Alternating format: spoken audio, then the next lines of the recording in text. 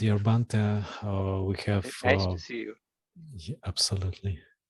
We have about 7 questions today. Oh, very nice. Yeah, and maybe someone ask something else in addition, but okay. No problem. So we can start, okay? Yeah. Ага. Итак, мы начинаем. У нас сегодня примерно 7 вопросов. Ну, на самом деле их меньше, но я длинные вопросы разбил на отдельные части, чтобы было удобнее. И поэтому получилось в целом примерно 7. So, the first question... Sorry. The first question is this.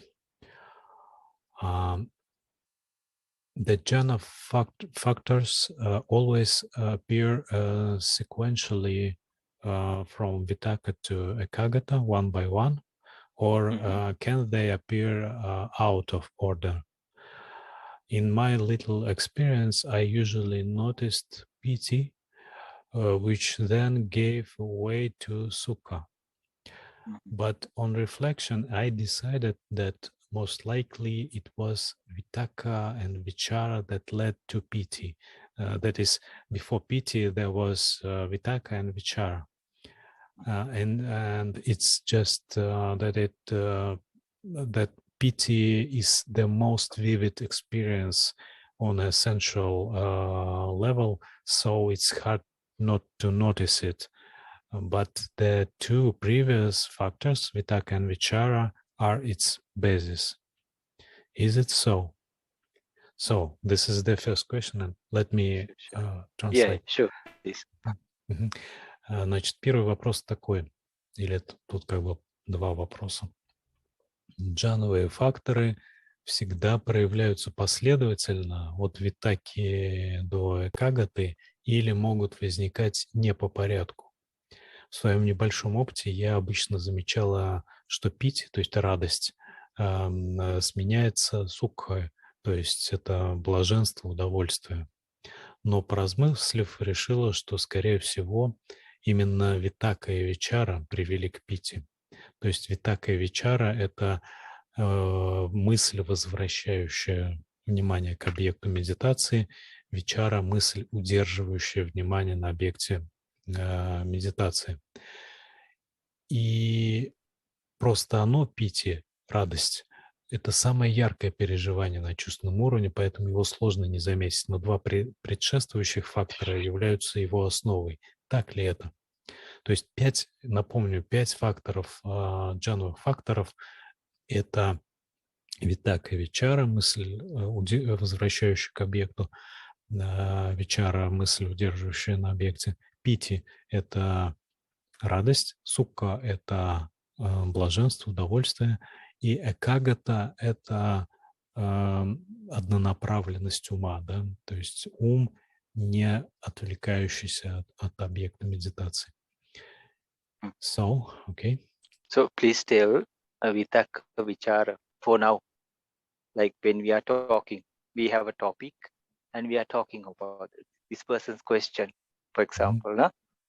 So now we are talking in English. Then before you were talking in Russian, no? So this is also Vitakka Vichara.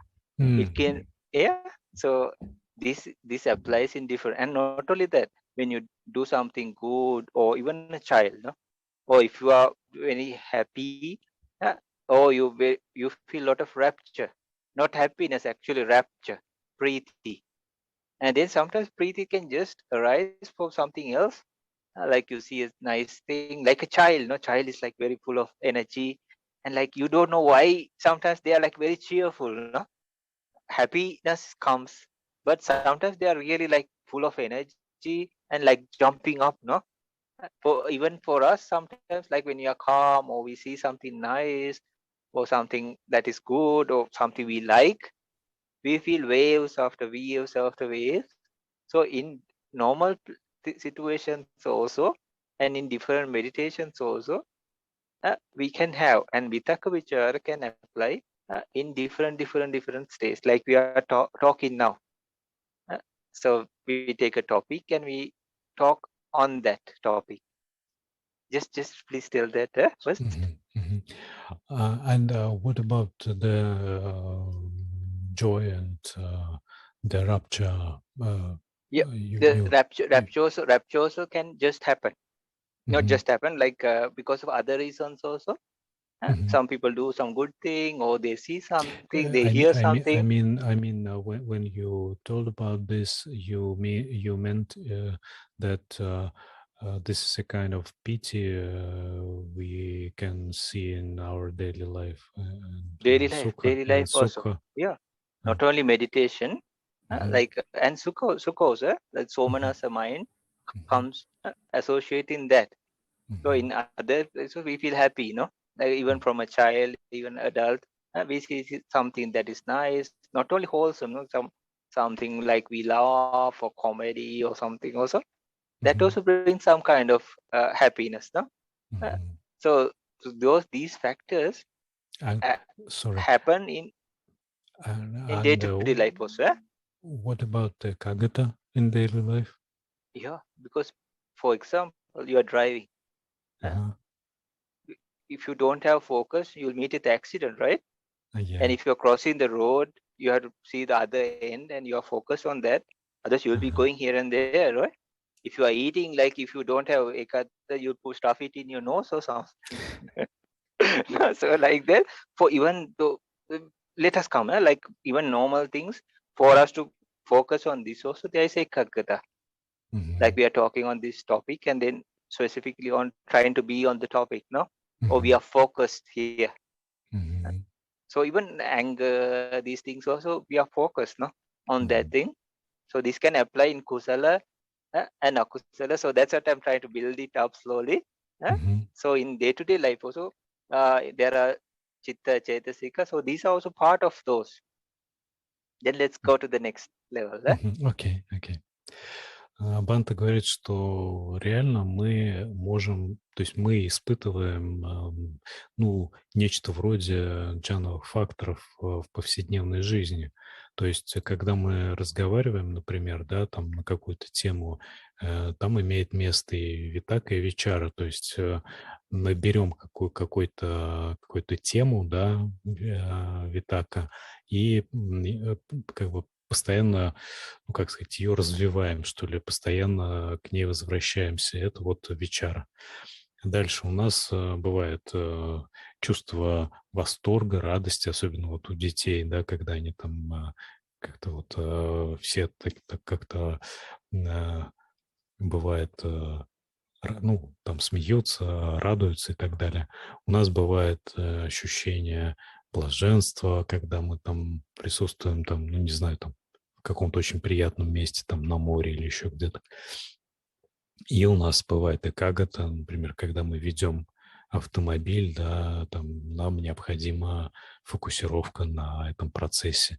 То есть если люди там ездили куда-то там далеко, там по трассе, там просто вот ведешь автомобиль, у тебя внимание на дороге и очень стабильно. Это прямо экагата такая очень даже четко заметно. Вот, то есть все эти факторы, они присутствуют в повседневной жизни. Окей. This moment. Okay. Hello.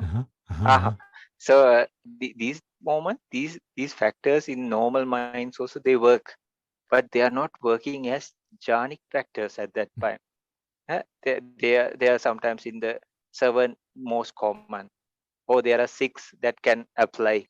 No, Sabbacita Sadharana, or there are 6 that can come in kusala, kusala, anything.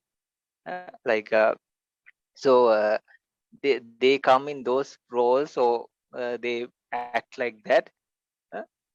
But it's not yet jhanic factors. It doesn't act like jhanic factors. So when you're doing kusala also, for example, we are doing some good thing, no? Like charity or helping people or caring for the parents or doing anything that is wholesome and good, to be focused there and to continue think of that, stay there. Others, you try to go there and do something else, no? Or you think we try to go there, but we go somewhere to another place or do something else, no? And then when you do some good thing also, you feel very pleasant, and you do sometimes because you like it, no? So everything comes to the mind as a mental object. So you like the object. No? Some people go and take care of animals. No? They go to the dog shelters.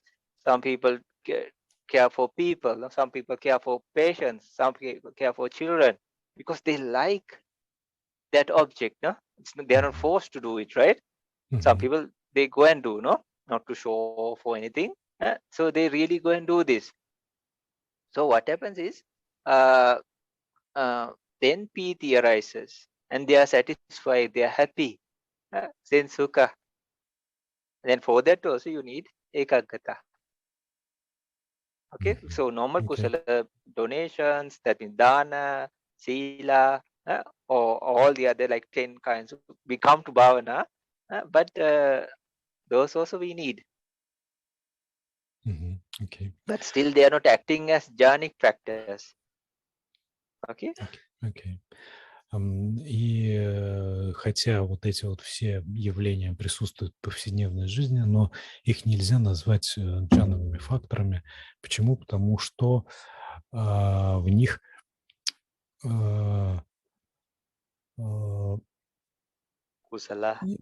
да, присутствуют неблаготворные качества. Чтобы они стали джхановыми факторами, необходимо, чтобы они базировались на кусала, на благотворных каких-то явлениях, качествах. Например, мы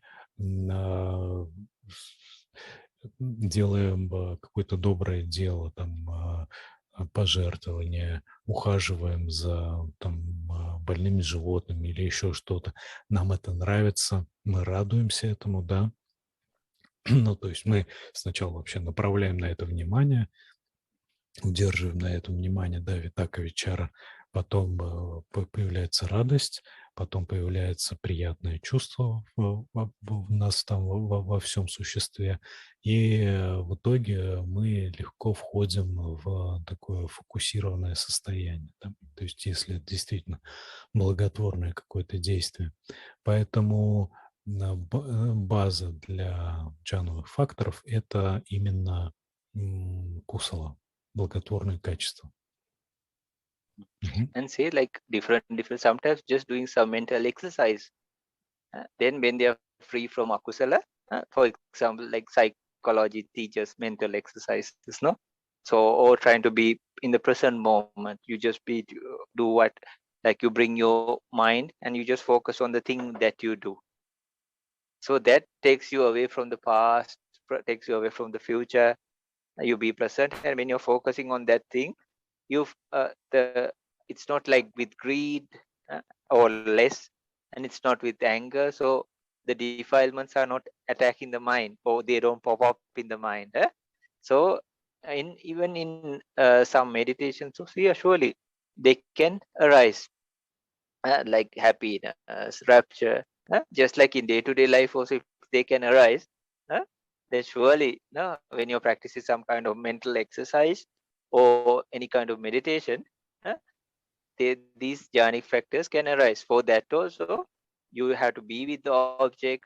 Then not only that, you have to bring your mind to that object and then be with that object. Because you stay with the object, then when akusala doesn't arise, you will start feeling preeti and sukha. But still in the kusala, when we are going towards the jhana, or like access concentration, absorption, upachara, arpana, then that is the time they really turn into jhanic factors. Okay? Okay. И, конечно, джхановые факторы могут возникать, когда мы практикуем тот или иной вид медитации. Когда мы удерживаем внимание на объекте, мы не даем как бы возникать в уме акусала, то есть неблаготворным состоянием, качеством, явлением и так далее, да. Но даже если мы, например, там практикуем какое-то, психологическое упражнение типа осознанности, просто удерживаем внимание на текущем действии, не даем вниманию уходить в прошлое и будущее, даже в этом случае вполне могут возникать джхановые факторы, когда они полностью, так сказать, весь набор появляется в уме, да, и реализуется в полной мере, то это означает уже сосредоточение доступа, и там уже один шаг до джхановых состояний. Мгм. So please tell, yeah, like when we are being free from the five hindrances. So even in a kusala mind, we call it sensual Rome kusala, because dana, sila, bhavana, that also applies in the karma vachara, sensual Rome. They are kusala, no?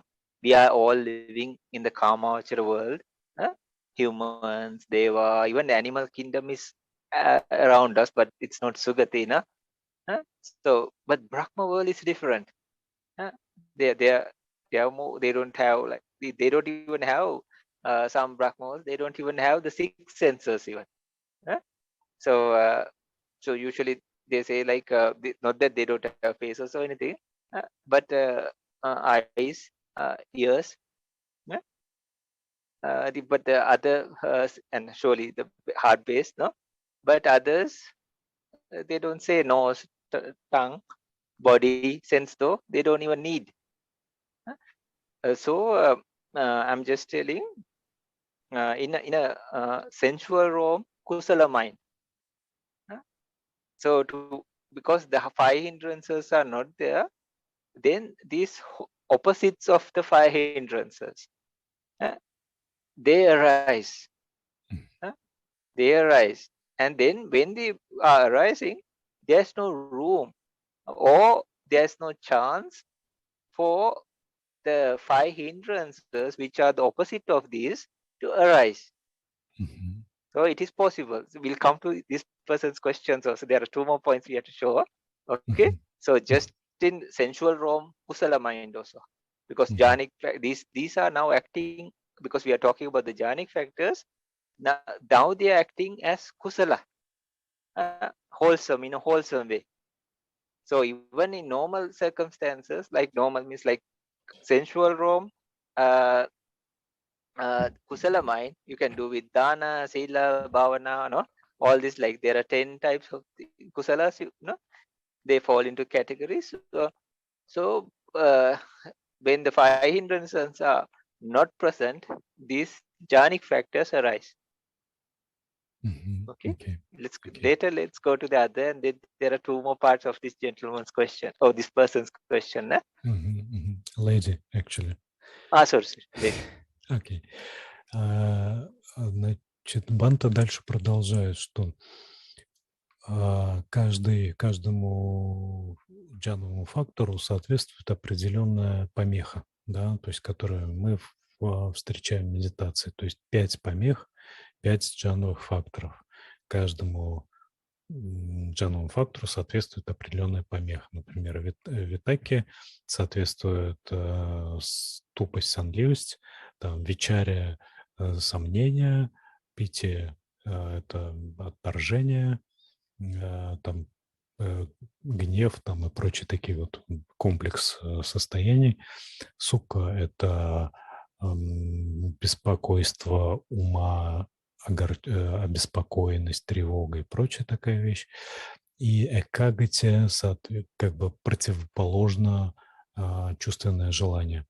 То есть когда мы помехи убираем в медитации, мы автоматически получаем соответствующий джхановый фактор. То есть он как бы проявляется автоматически. То есть когда мы убираем помеху, есть джхановый фактор. Это как убрать завесу или облако уходит и появляется луна. Да? То есть либо одно, либо другое существует.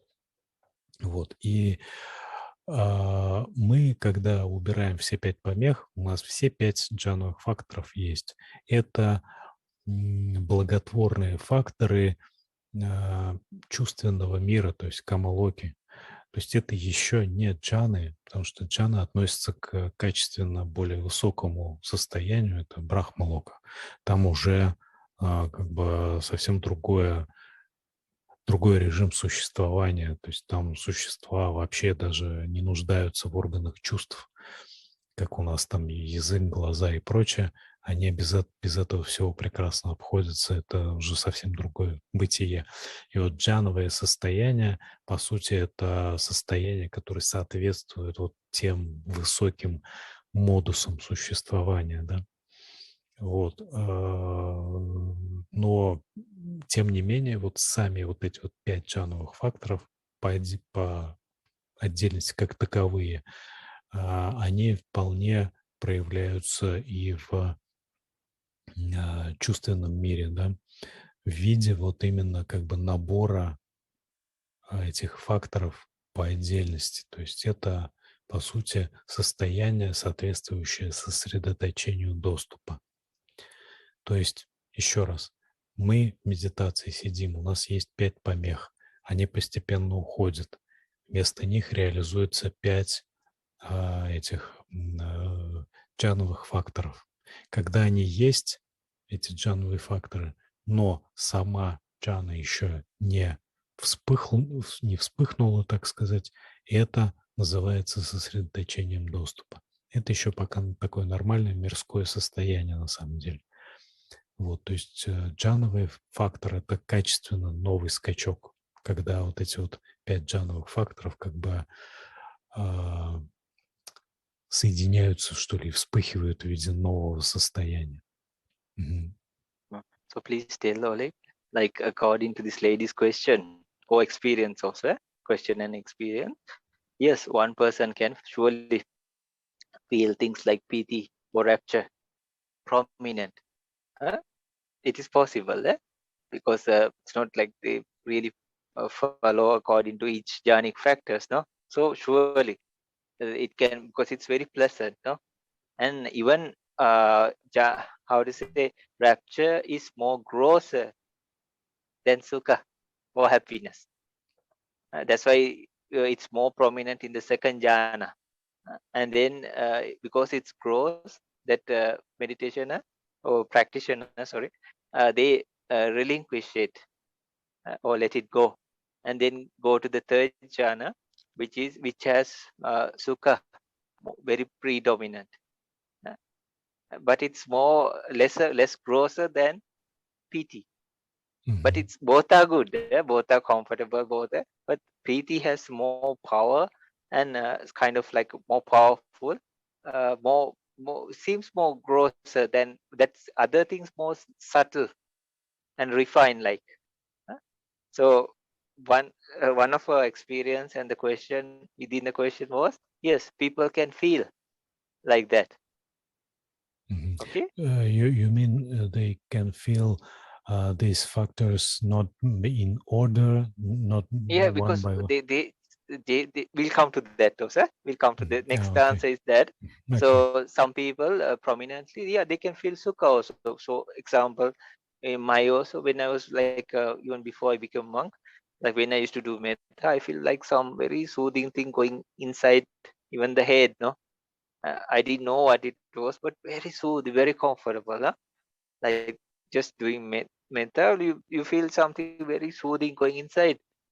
So it was very comfortable, no. I so and then I feel very happy, no. So but I didn't know the factors exactly what they were, how they came, what happened, no. But I just felt some prominent thing at that time.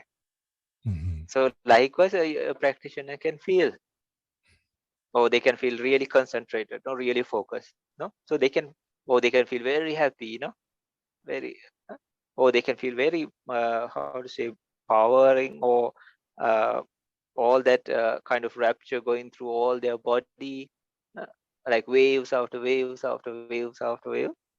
So different, there are they show different ways of rapture also.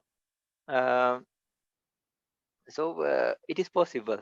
Then we cross over to the other question, the experience and or the question, part of the question. Окей. Далее, значит, вот что касается конкретного вопроса. Да, человек может испытывать эти факторы в разнобой, так сказать, да, то есть в какой-то момент может возникнуть пити, то есть радость, может возникнуть и блаженство как таковое. То есть вот Бханте, например, рассказывает, что он, когда еще до того, как был монахом, практиковал метту, он чувствовал очень приятное ощущение такое в теле, то есть, блаженство. И он, тогда не знал, что это такое. Вот, это была сукха. Вот, сукха, она намного более такая спокойная, чем пити, да, пити немножко такая более энергетизированное, что ли, чувство. Вот. И поэтому, когда человек переходит в сукху, он уже ощущает как бы эту радость, как что-то такое слишком, активное, слишком возбужденное, ему даже иногда это не нравится, или ей. Вот, то есть, и поэтому человек переходит вот к следующей как раз джхане, к третьей, где пити утихает, и есть только такая интенсивная вот сукха, то есть интенсивное такое блаженство. Вот, то есть, начав отвечать на ваш вопрос, да, то есть такое возможно. Можно эти факторы испытывать в разнобой. So please tell, according to our experience also, or even in any place, even if you feel some kind of from like happiness or rapture prominently, but still, because, for example, breathing, we take the object, no? Then we stay with the object, or metta, or karuna, or any object, any meditation you take, no? So we take it and then we stay with it. When we stay, because after maybe some years or days or months, no? But we are now, we are used to practicing with it. So it's not one time, two time, or so we can stay for at least 5 minutes, 10 minutes, no, half an hour, 1 hour. It depends on the person. Then what happens is, like, at those times, 5 hindrances don't attack the mind. So we keep aside the 5 hindrance thing.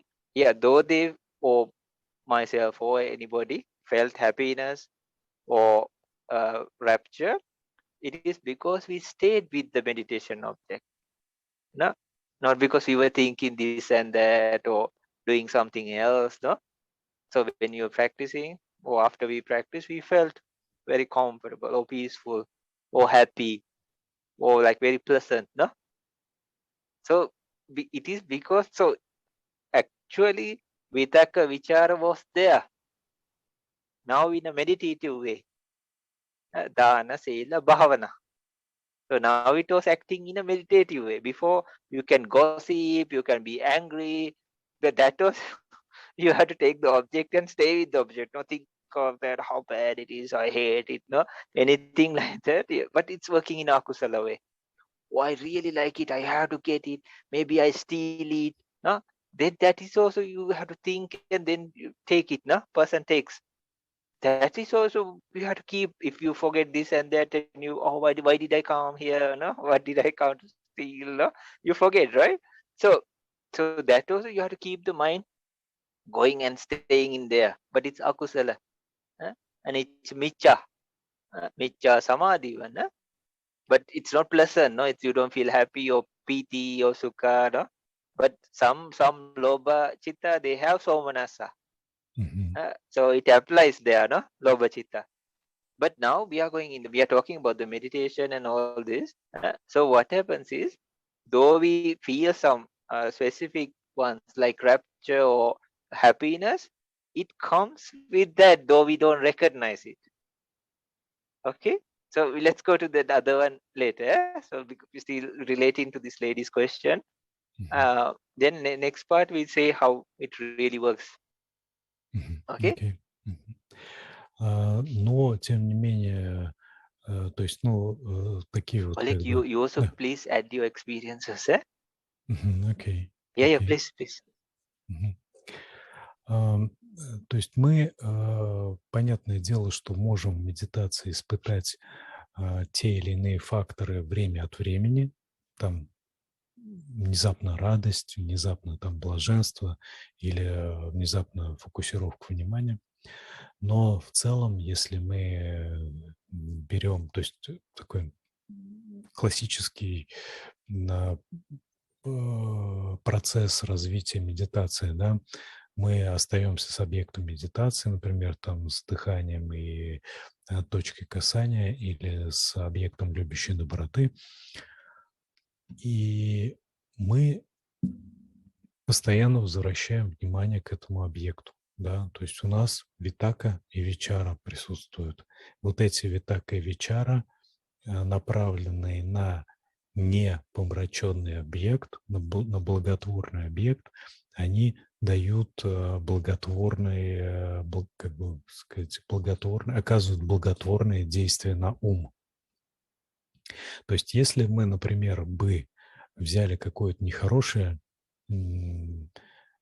предмет для концентрации, там, например, начали бы думать о том, как там причинить вред какому-то человеку или как украсть что-то. То есть мы тоже вроде бы берем объект, тоже удерживаем внимание на нем и так далее, но это дурное сосредоточение, это мича самади, да, получается. То есть мы удерживаем внимание на неблаготворном предмете. И неблаготворный предмет, связанный с жадностью или с гневом, то есть, соответственно, лобха или доса, он дает неблаготворный результат. Он не дает радости, медитативной радости, не дает блаженства, не дает правильной фокусировки и так далее. Соответственно, естественно, он не дает джхановых состояний. А здесь мы сидим и удерживаем внимание на правильном объекте. И, соответственно, мы удерживаем его и постоянно возвращаемся как бы к нему вниманием. Да, нас там атакуют какие-то помехи, какие-то мысли, мы их отставляем в сторону и продолжаем удерживаться на этом объекте. Именно поэтому, потому что он правильный, да, и мы на нем правильным образом удерживаем внимание, после медитации мы чувствуем освеженность, мы чувствуем, что сделали хорошее дело и так далее. То есть это такой как бы признак того, что это было правильно, да, это был правильный объект, правильная медитация. Okay. So please tell Oleg, though this is a sensual robe, this is kama vachara, no? Though it's kama vachara, what happens is we can build minds of rupa vachara. Usually it's kusala or akusala, kama vachara, sensual. So akusala doesn't help anybody, right? So we are trying to build kusala, even bhavana kusala, no? But it can stay in a level of kama vachara, which can be easily turn into akusala, because it's not very strong. So yeah, we are bringing the mind to object and then keeping into the mind object. So then what happens is we are slowly trying to make it more powerful. So the mind can be elevated from the kama vachara mind, because these are mind streams, chitta viti. So you meditate, it can be sovanasa, happy, jnana samprayukta, with wisdom. You know why you are doing this, no? I want to build concentration, or I want to do vipassana, or I want to become enlightened, no? I want to be free from dukkha, or I want to be free from lower realms of life, no? I want to never be, or I want to be feel safe, no? Secure, no? So any good cause which is true, no? Or then what happens is it's with wisdom. This is also Chetasika, just like PT, but it's Kusala. But now here, in this moment, it's working as Kamavachara. So then you don't have to force yourself when you start liking it. Then it's Asankarika. Otherwise, it's Asankarika. No? So the Kusala mind is very powerful, very strong. So when this is happening, what happens is now it elevates itself, because in this Kamavachara world, we can build Rupavachara minds. We can build Arupavachara minds. Lift it higher. No? Even Magapala possible. So what happens is we are trying to, so yeah, Vitakka Vichara is there. Even in Kamavachara mind, this was there, right? So now we are trying to build it, the mind streams that are arising, we are trying to build it from Kamavachara, sensual raw minds, to elevate it to Rupavachara minds. Then the jhanic factors are more powerful. Now they act like real jhanic factors, or they are inclined or working towards the jhana, because jhana is Rupavachara, right? Not Kamavachara. Then if from Kasina and all, you can even elevate it more higher. So then it becomes Rupavachara. So even when you're talking about this, the 5 jhanic factors, their highest energy level is jhana. First jhana, second jhana, third jhana, up to 8 jhana, they become more powerful. No? But so jhana, though inside the jhana, people cannot do much things. They just have the jhana mind, no, coming again, but it's still a mind. It could be Rupavachara jhana mind, Arupavachara jhana mind. But so they are like, it's really the person, the practitioner is really in that, no? They're really focused. So that is the time the jhanic factors come to their outmost power. Okay, so that's why some practitioners, they go to the jhana and then come out and do the meditation, some other meditation, or do something. Even in the ancient book, it says Anapana, if possible, go to the 4th jhana and then come out of it and then practice maybe materiality. Or Vaikasina, go to the 4th jhana, come out of it, and then practice Nama meditation, maybe about mentality, or do dependent origination, or do vipassana, no, like that. So we are trying to elevate the mind from Kamavachara mind to Rupavachara, Arupavachara. So then, yes, here the jhana factors, jhanic factors are starting to work, and that helps us to reach Rupavachara or Arupavachara jhana. Okay, and the most powerful state is inside the jhana, but you can come to access concentration and do a lot of things with that power. But the highest concentration of power is within the jhana, but it's like an added bonus, no? Like it's a huge thing, no? Because you can always go there and then recharge with a very powerful thing and come out, and then do maybe materiality, mentality, or dependent origination, or do vipassana even. Okay.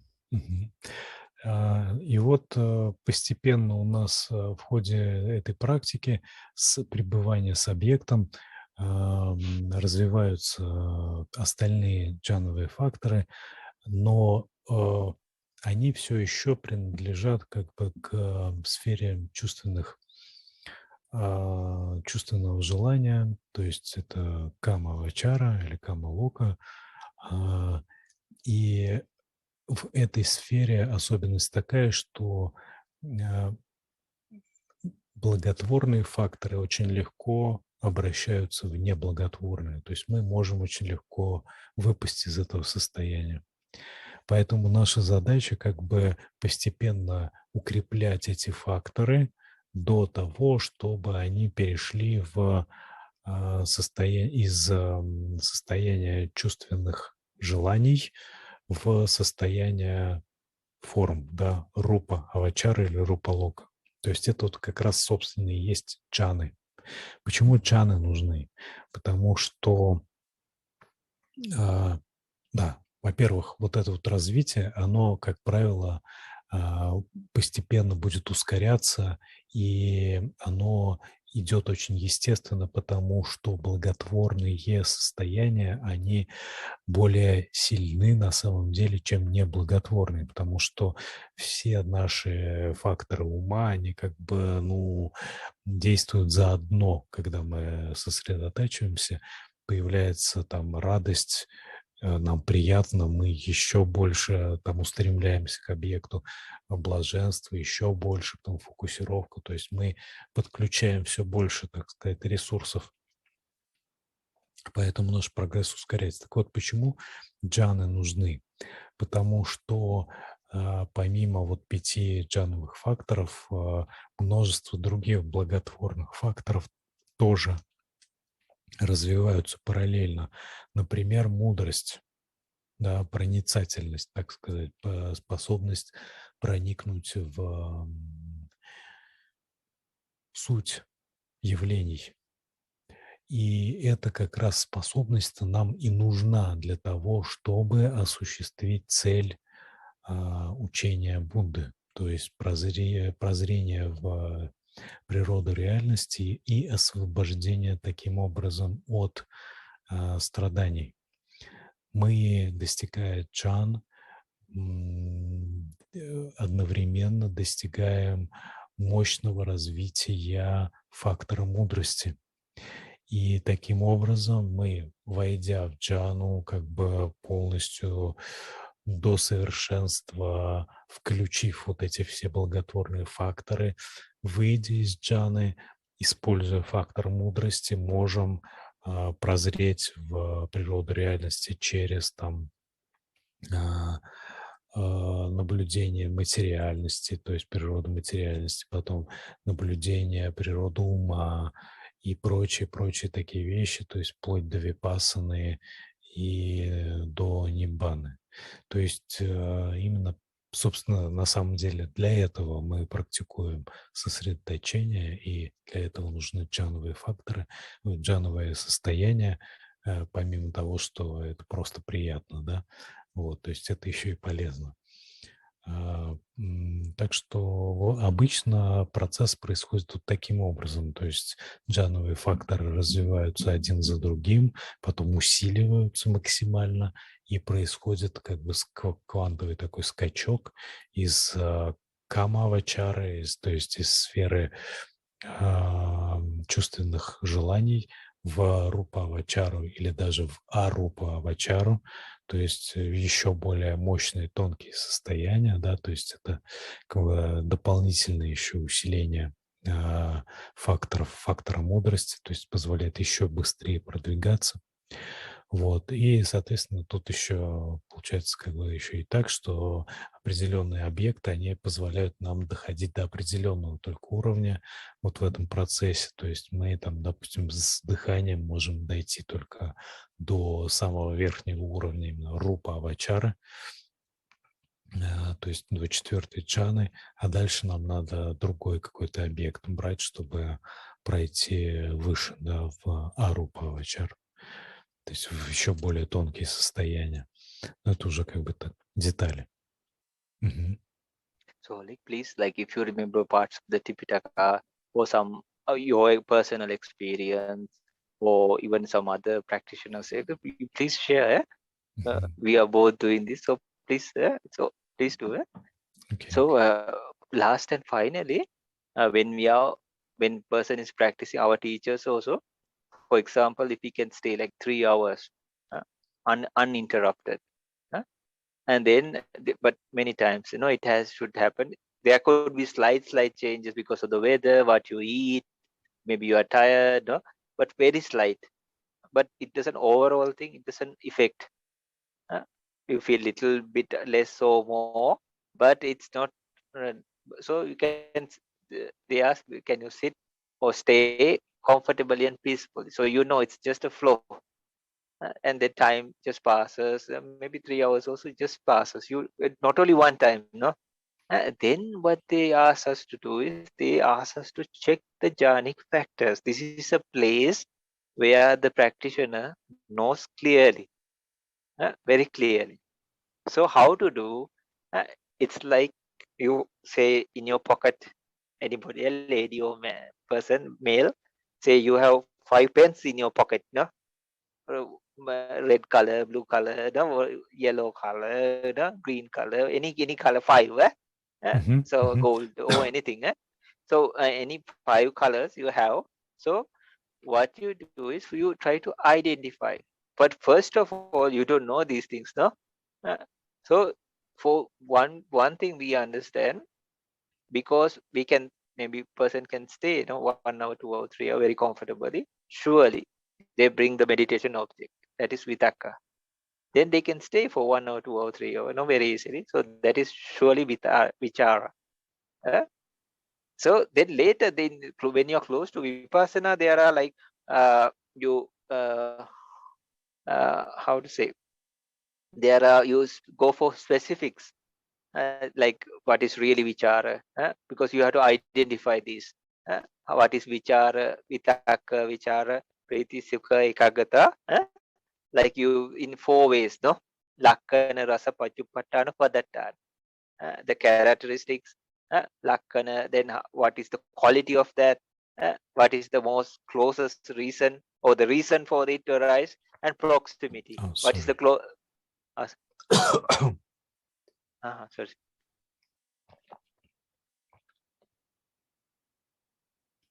So in later stages we go in depth, but a practitioner who is starting now, what they do is, okay, for then you are very comfortable with the object and you feel a lot of energy. Some people, they can stay maybe few days even without much food, or they don't need they have a lot of energy and they really like the meditation object. Really, it's very pleasant, like a very good friend of theirs. They don't. It's not like taking medicine or something.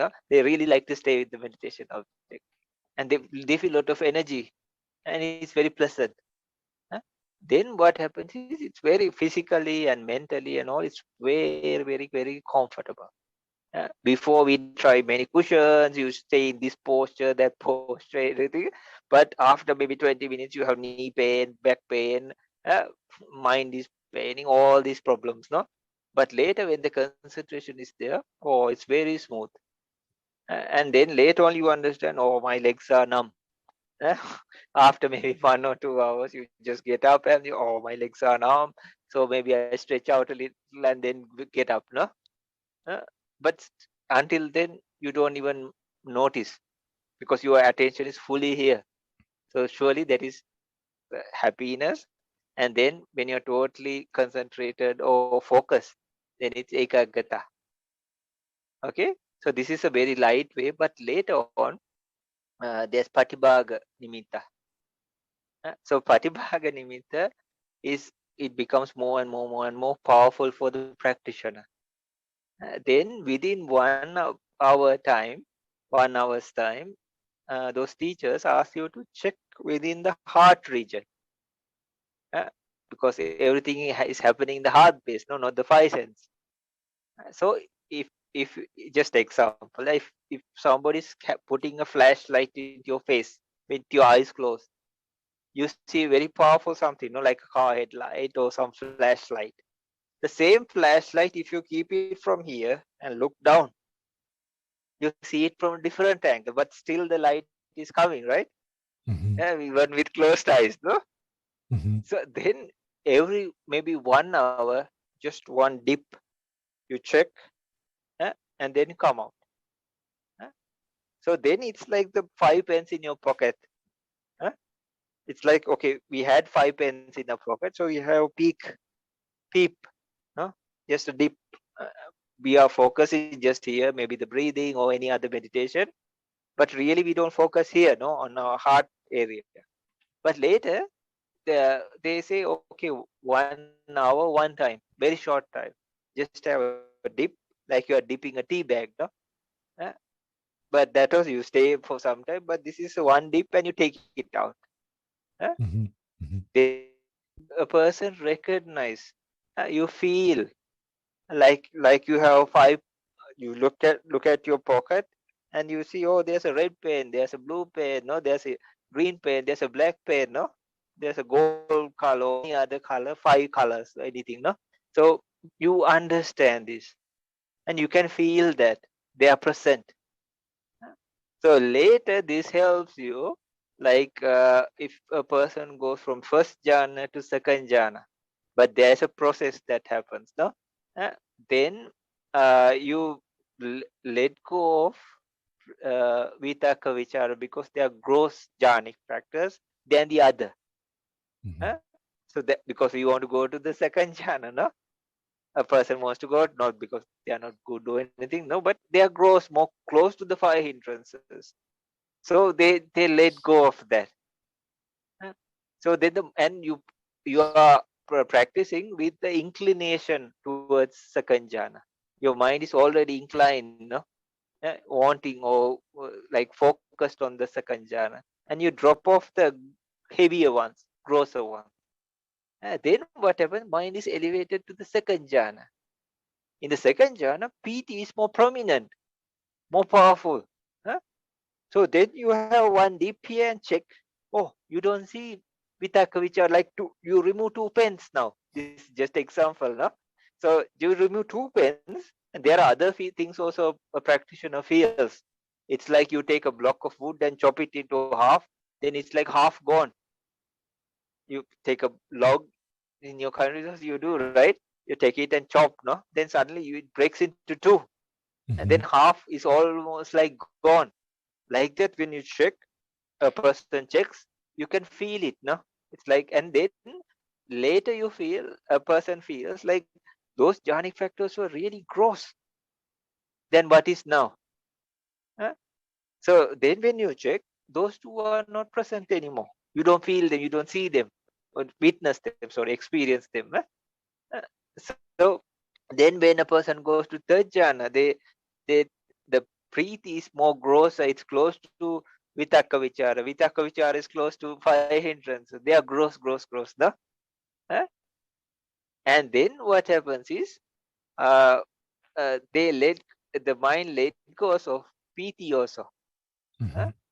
Then this is a good place. Let's finish this now first. Then they also you check. Then you don't see vitaka or vichara, not even piti. Like 3 pens already gone. You see sukha ekaggata. Then it goes to after the third jhana. If a person wants to go to the 4th jhana, then sukha is also too gross.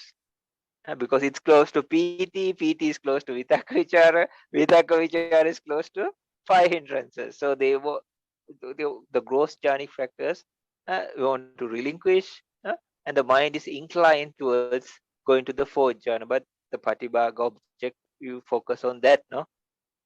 At that time. And you just will stay. You cannot determine and go first, but the mind automatically, like it drops into or falls into the absorption.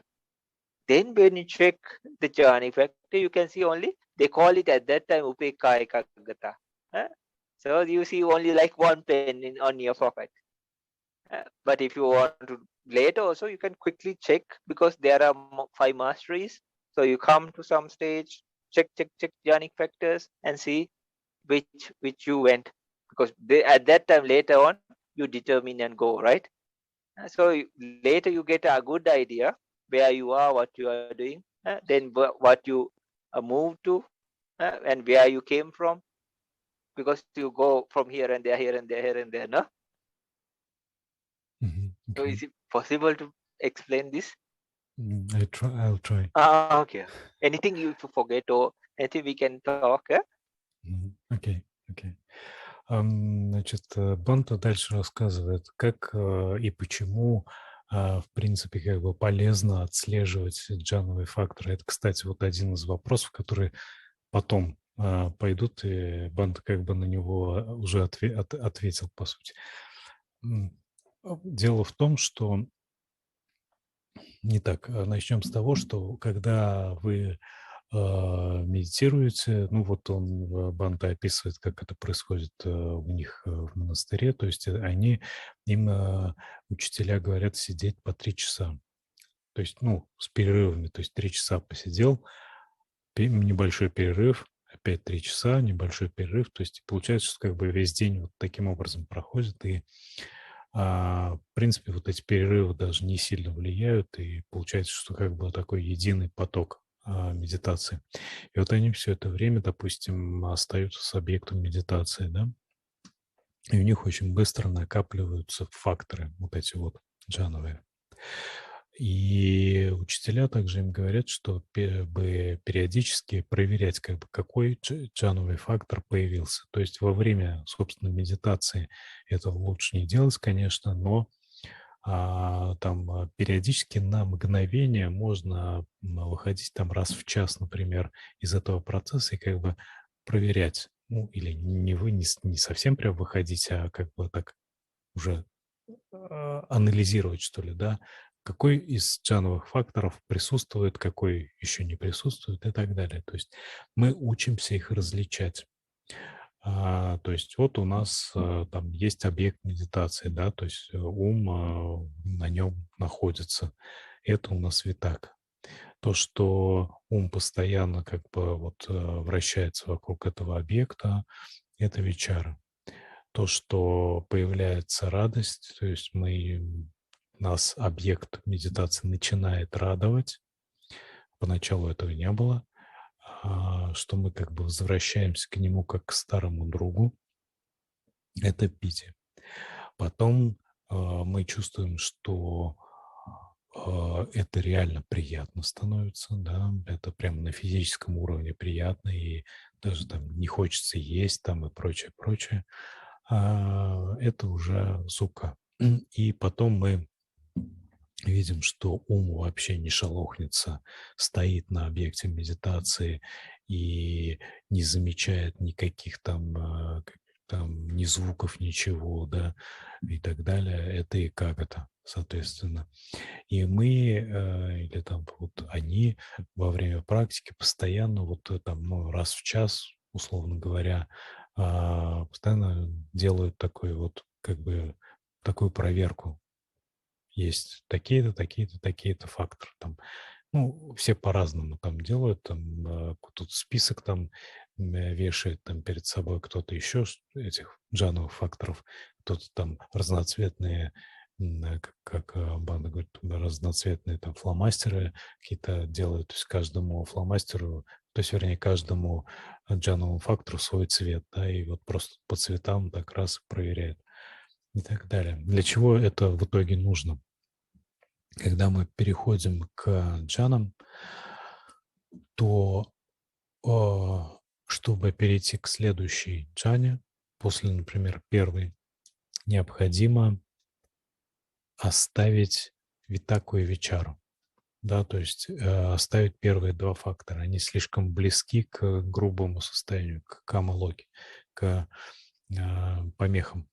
Поэтому мы видим, что они слишком грубы, а чтобы это увидеть, нужно их уметь различать. Да? То есть это определенный такой навык мудрости, да, развлечения состояний. И вот мы видим, что вот они есть, да, и вот мы берем и как бы переступаем через них, отпускаем их и оказываемся во второй джане, где радость очень сильна, но более сильна, чем была в первой джане, более интенсивно.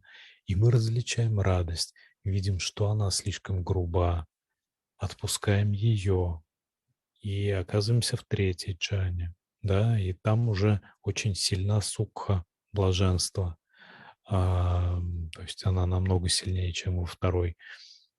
Мы там пребываем какое-то время в третьей джане, осваиваемся, так сказать, в ней, но потом, чтобы двигаться дальше, надо блаженство отпустить, да, чтобы перейти к четвертой джане. А для этого, опять же, и его блаженство надо тоже различать. То есть мы вот это все, то есть то, что происходит в уме, то, что присутствует в уме, все эти факторы как бы учимся отслеживать. То есть мы не просто так вот берем и наркоманим там в этих джанах, да, потому что они приятные, и плаваем в них там, как это, рыба в воде. А мы учимся переходить от джаны к джане, преодолевать джановые состояния, переходить ко все более тонким состояниям. То есть поэтому отслеживание джановых факторов – это полезный навык. Это, в принципе, то, что надо делать все-таки, да. Кроме того, вы, когда видите, что у вас витака вичара присутствует, окей, бац, пити появляется, да, вот оно развивается, вы видите, на основе этого появляется это, потом бац, на основе этого появляется это. Это как бы тоже дополнительно как бы такой способ отслеживания прогресса в своей практике. То есть вы немножко лучше понимаете, где вы сейчас находитесь, что у вас там происходит в уме и так далее. То есть это полезно, полезный такой навык. So please tell this lady, I remember in the questions she said like sometimes rapture could be a very prominent or very pleasurable thing, but actually rapture is more very dominant and or like powerful in the second jhana. But third jhana is like sukha.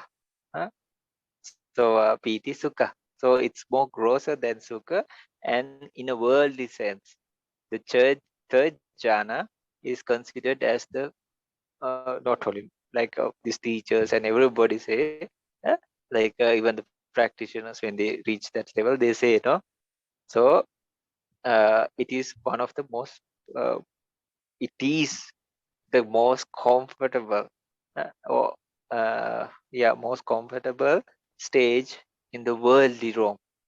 So Sotapanna, Sakadagami, those are beyond the world, like goes beyond, Lokuttara.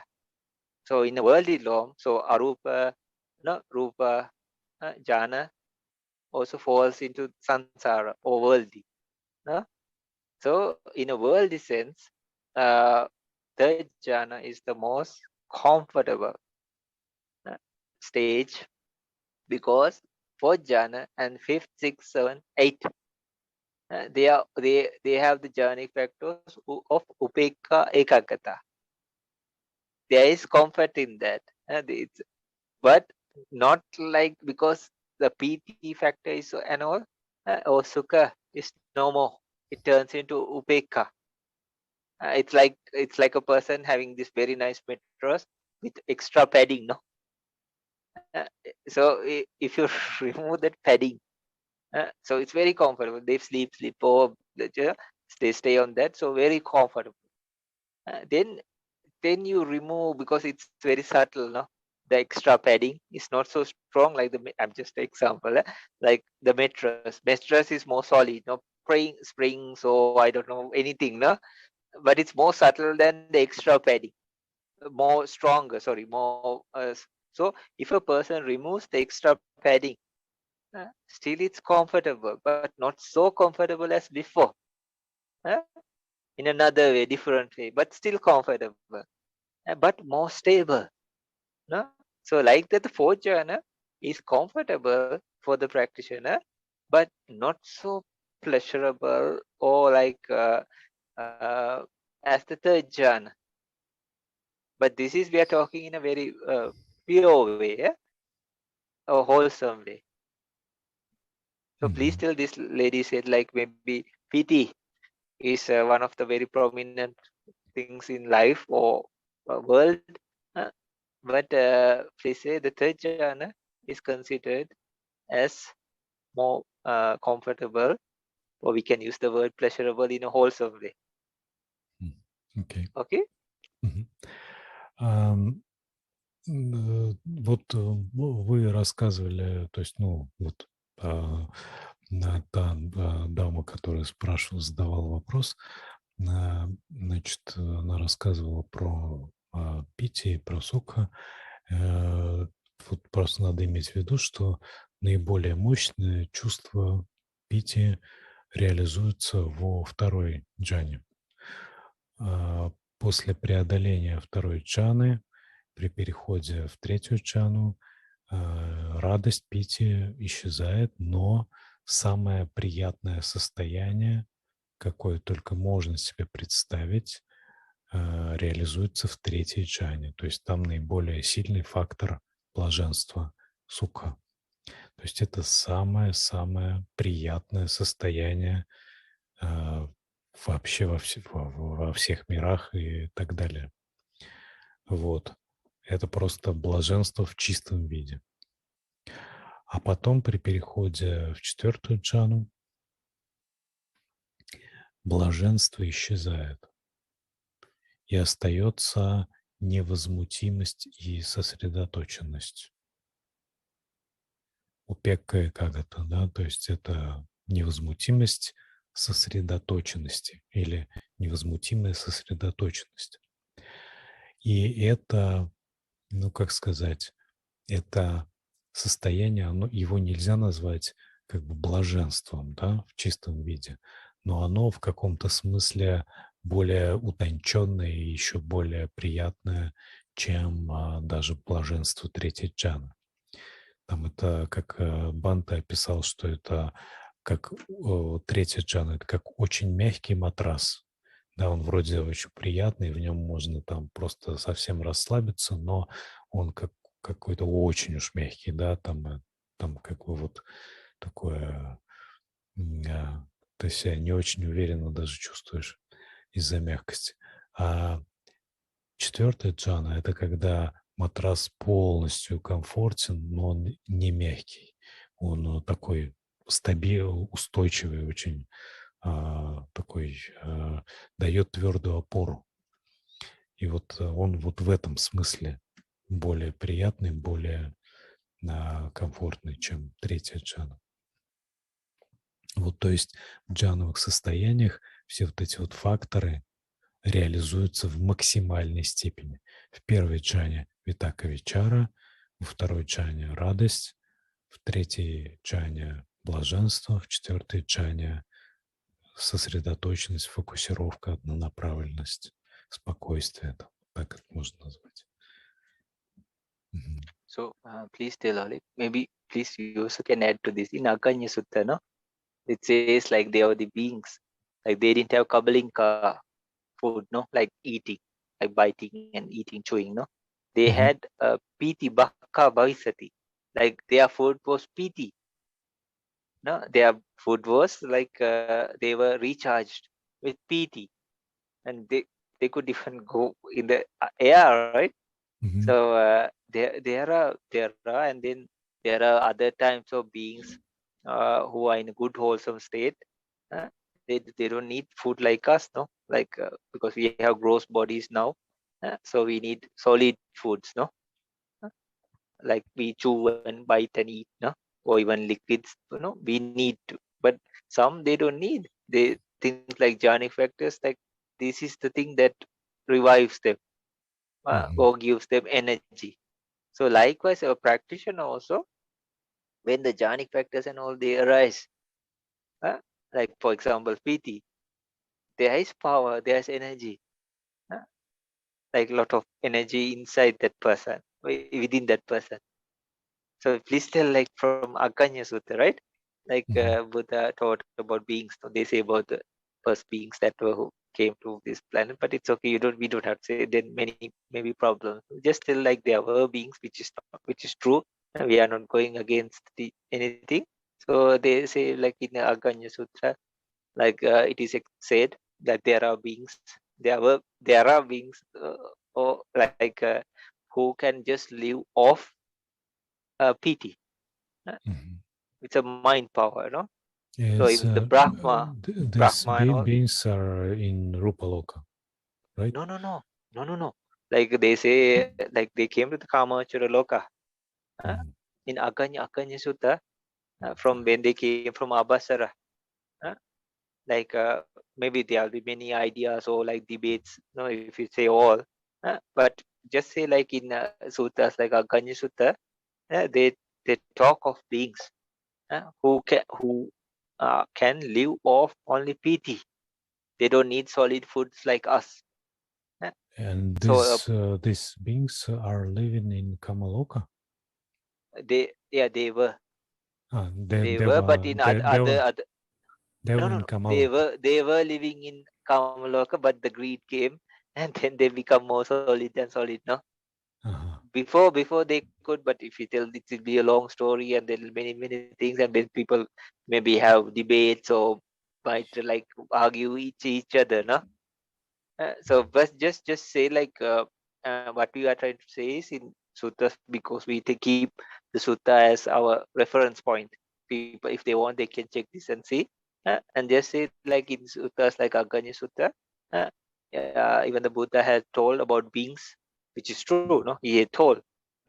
So there about beings who just could live off piti, the mental fact of piti. Their food was piti bhakka bhavisati. So likewise, a practitioner also, when they are practicing, when things like piti arise in them, they have a lot of energy also. Okay? Okay. Бханте говорит, что вот есть сутты, Аканья сутта, как я понял, если я правильно расслышал, в которых говорится, рассказывается о существах, которые живут на энергии радости. То есть это единственное, что им не нужна пища, не нужен там воздух, вода, а они живут на радость, на энергии радости. И точно так же, когда человек достигает реального джханового фактора радость, пити, в нем появляется очень много энергии. То есть это фактор, связанный с энергией. То есть энергия начинает прям переть из него, да. Это даже иногда влияет на сон, например, там, то есть человек не может заснуть из-за вот этой вот энергии радости, которая в нем бурлит и так далее. То есть это, достаточно такие часто описываемые вещи у практикующих, то есть они могут это подтвердить. So please ask whether there are more questions related to this. Yeah. What the people want to ask. Yeah, we have a lot of questions. And you took a lot of time for this, right? Actually, you have answered for some questions that. Some questions. Yeah. Because we have several parts of questions from this very lady. I just broke of the whole question for several parts, and so you have answered already for some parts of this big question. So, the second part.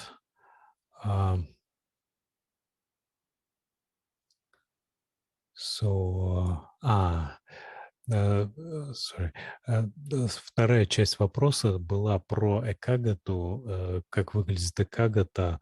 Мы, в принципе, как раз уже про это рассказали. То есть про экагату Бханте уже как раз нам и рассказал, как оно выглядит. Да? Напомню, это вот фокусировка. В медитации это в максимальном виде проявляется, когда мы неподвижно находимся на объекте и уже не замечая ничего, как бы полностью на объекте. Внимание не колышется.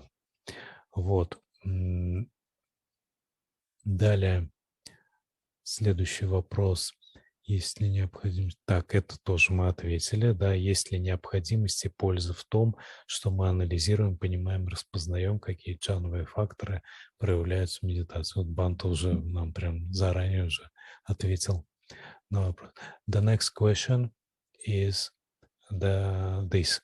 Sometimes I am overwhelmed with thoughts and feelings about how much pain people cause to animals. People kill animals for food, for entertainment, keep them in captivity, in cage, for example, subdue them, kick and scold them. Even children sometimes sometimes have fun mocking animals. It's like I feel their pain the moment I watch or think about it. I feel very hurt and ashamed that people are so cruel, so unconscious, so unhuman, both to animals and to each other. And I do not feel hatred, but I understand how how foolish we are in our ignorance about this, and the suffering of our experience become very obvious to me at these moments. As a rule, this experience takes possession of my mind for the whole day. I cry, I think, I cry again. I try to remind myself of karma, that this is samsara and everything here is saturated with suffering. I try to turn my attention to beneficial thoughts, read suttas or something about the teaching of the Buddha, but I cry all the time on this day. Meditation on this day also passes with streams of tears. If I try to contain my emotions, I feel a lump in my throat, and I feel of constriction in my chest. Since I periodically repeat such an experience, I just have from time to time this kind of experience, I seem to have become more indulgent towards this experience. That is, Sure. I do not suffer from the fact that I suffer, so to say. Knowing that this experience will pass finally, and it usually doesn't last more than a day, I just let it be without worrying that I cannot do anything about it at the moment. And besides, there is another side. It is at the moments of the experiences that I have the opportunity to realize, rejoice, and feel gratitude for being able to distinguish between good and evil, and for the fact that there is already a little less dust in my eyes. No, but as I understand it, it's still a deluded state of mind, right? Why is this happening to me, and what would you advise to me to do in such a situation? Maybe some additional practice is suitable for this such kind of case, or something else. And let me to translate it. Sure. Вопрос такой, немножко длинный, но, на мой взгляд, интересный. Иногда меня переполняют мысли и переживания о том, сколько боли человек причиняет животным. Люди убивают животных ради еды, ради развлечения, держат в неволе, подчиняют себе, пинают и бранят, и даже дети порой забавляются, издеваясь над животными. Я будто испытываю их боль в этот момент, когда наблюдаю или размышляю об этом. Мне становится очень обидно и стыдно за то, что люди так жестоки, так неосознанны, так бесчеловечны, как к животным, так и друг к другу. Я не испытываю ненависти, но понимаю, насколько мы, глупцы, погрязли в своем невежестве. И страдательность нашего существования становится для меня в эти моменты очень очевидной. Как правило, это переживание овладевает моим умом на целый день. Я плачу, размышляю, снова плачу.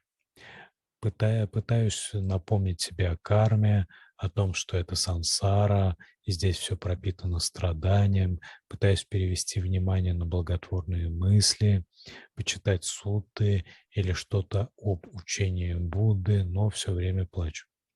Медитация в этот день тоже проходит с потоками слез. Если стараюсь сдержать эмоции, то ощущаю комок в горле и чувствую сжатие в груди.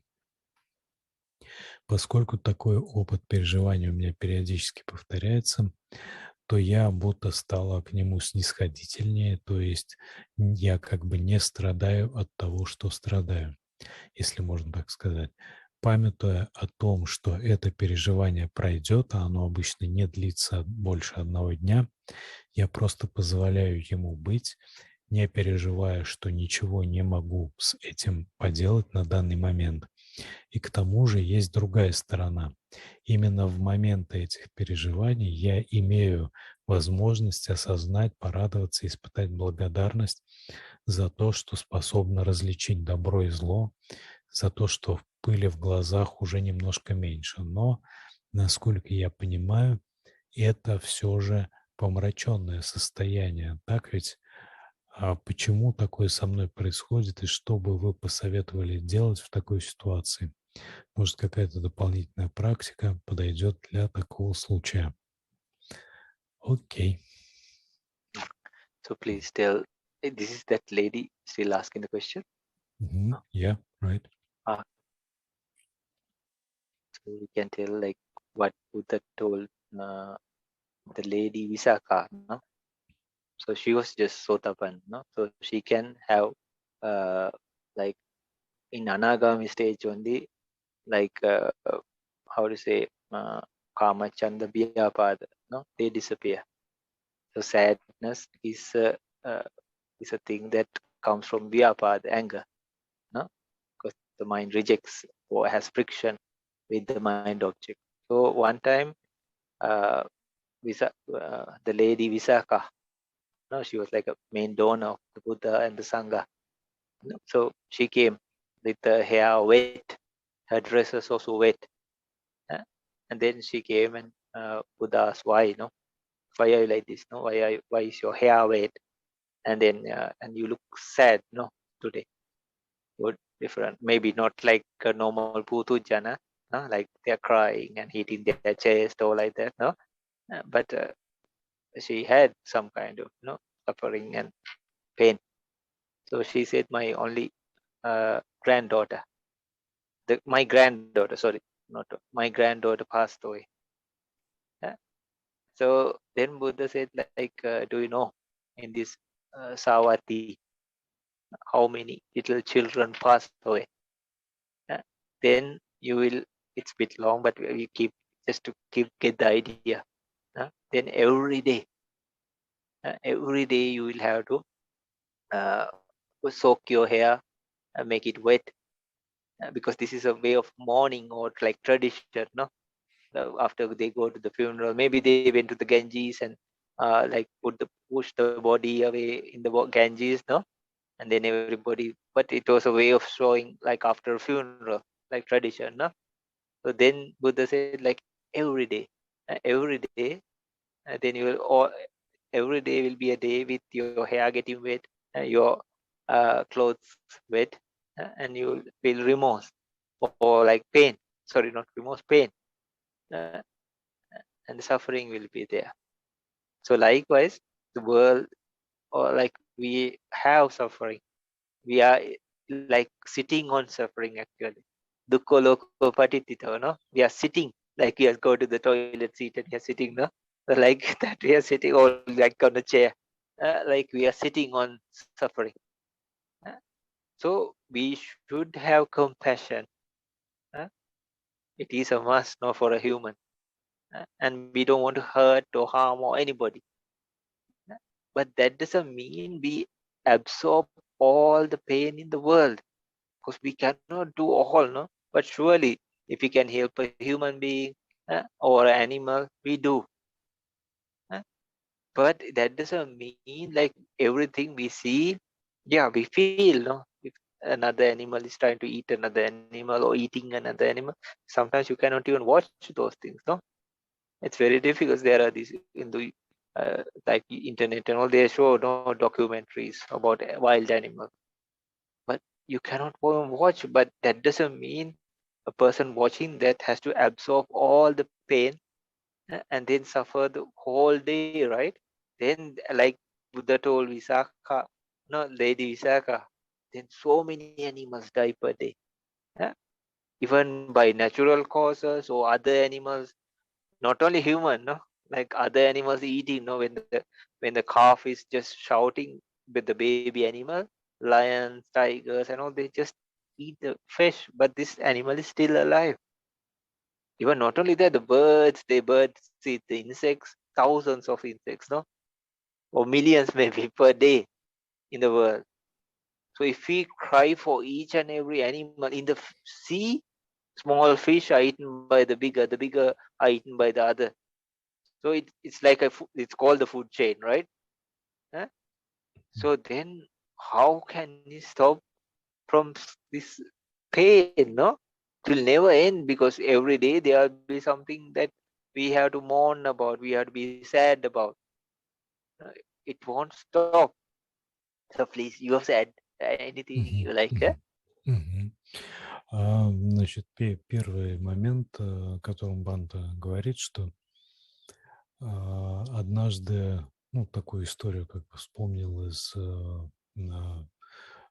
канона, что однажды к Будде пришла одна из его учениц, мирянка Висака. Она была там одна из главных дарительниц, жертвовательниц Будде. И она была вот, ну, как бы в трауре, очень печально, да, там как-то что-то волосы, с волосами они делают, а у них какой-то такой обычай, там одежда мокрая. И Будда спросил, почему, да, почему такая грусть, почему в таком состоянии находишься, Висака. И та ответила, что вот у меня умерла внучка. И Будда сказал: вот ты горюешь по поводу внучки, хотела бы ты, ну, вот она такая очень любящая была женщина, хотела ли бы ты, чтобы, скажем, весь город Саватхи были твоими детьми, все люди? Она говорит: да, конечно, хотела бы. И тогда он сказал: а сколько людей умирает в Саватхе каждый день? Ну, она сказала, что, по крайней мере, 1 или 2 человека каждый день точно умирают. Он сказал: и представь себе, что ты бы каждый день была вот в таком состоянии в этом случае. То есть, да, мир полон страдания, и не только люди причиняют страдания животным, но и животные животным тоже причиняют страдания, да. Там какие-нибудь тигры там поедают заживо там каких-нибудь антилоп, да, антилопы еще живые, а их уже едят. Или там птицы там поедают насекомых, там мириады насекомых там каждый день. И рыбу едят, пищевая цепочка. То есть это особенность нашего мира, и это страдание и сострадание – это действительно то, что необходимо нам, как практикующим и как людям, дамы, но сострадание не означает, что мы должны вбирать в себя вот все это страдание и оказываться как бы захваченными и поглощенными этим страданием. Необходимо оставаться как бы не захваченными этим страданием, потому что страдания везде, мы иначе окажемся полностью поглощены, разрушены этим страданием. Please tell, we have to have karuna, but karuna is kusala. There is karuna in the sensual Rome stage, and there are karuna jhana up to third jhana. So if it's sadness, nobody can get to jhana, right? Then you have to go very high, from sensual to rupavachara, like material jhanas, no? So it's totally kusala. So there's a huge difference between feeling the suffering of another being, which is karuna, compassion, no? You have compassion. That is to release the very heavy or like cold mind. You have a person, they see somebody suffering and they just look aside and go. Uh, like they don't care, or they don't see. They can do something, right? But they look aside. Sometimes they go shopping or something. They carry all these things, but they don't give even something for a poor person. No, they look aside and go. No, so there are, or even any situation, even your family or any place, like if real compassion comes, that is kusala. There's a huge difference between kusala and sadness or lamentation. There's a huge. It is totally the opposite. So if it's karuna and if it's kusala, even in the sensual realm, it's called appamanya, no? Appamanya, those thoughts. Like then if it's jhana, sure, very powerful kusala. But sadness is akusala, it's dosa. It's associated with anger. So it has a dosa mind. It's totally the opposite of kusala, or even higher kusala. Okay? Окей. И вот дальше смотрим сострадание, каруна, да, это вообще-то благотворное состояние, это кусала.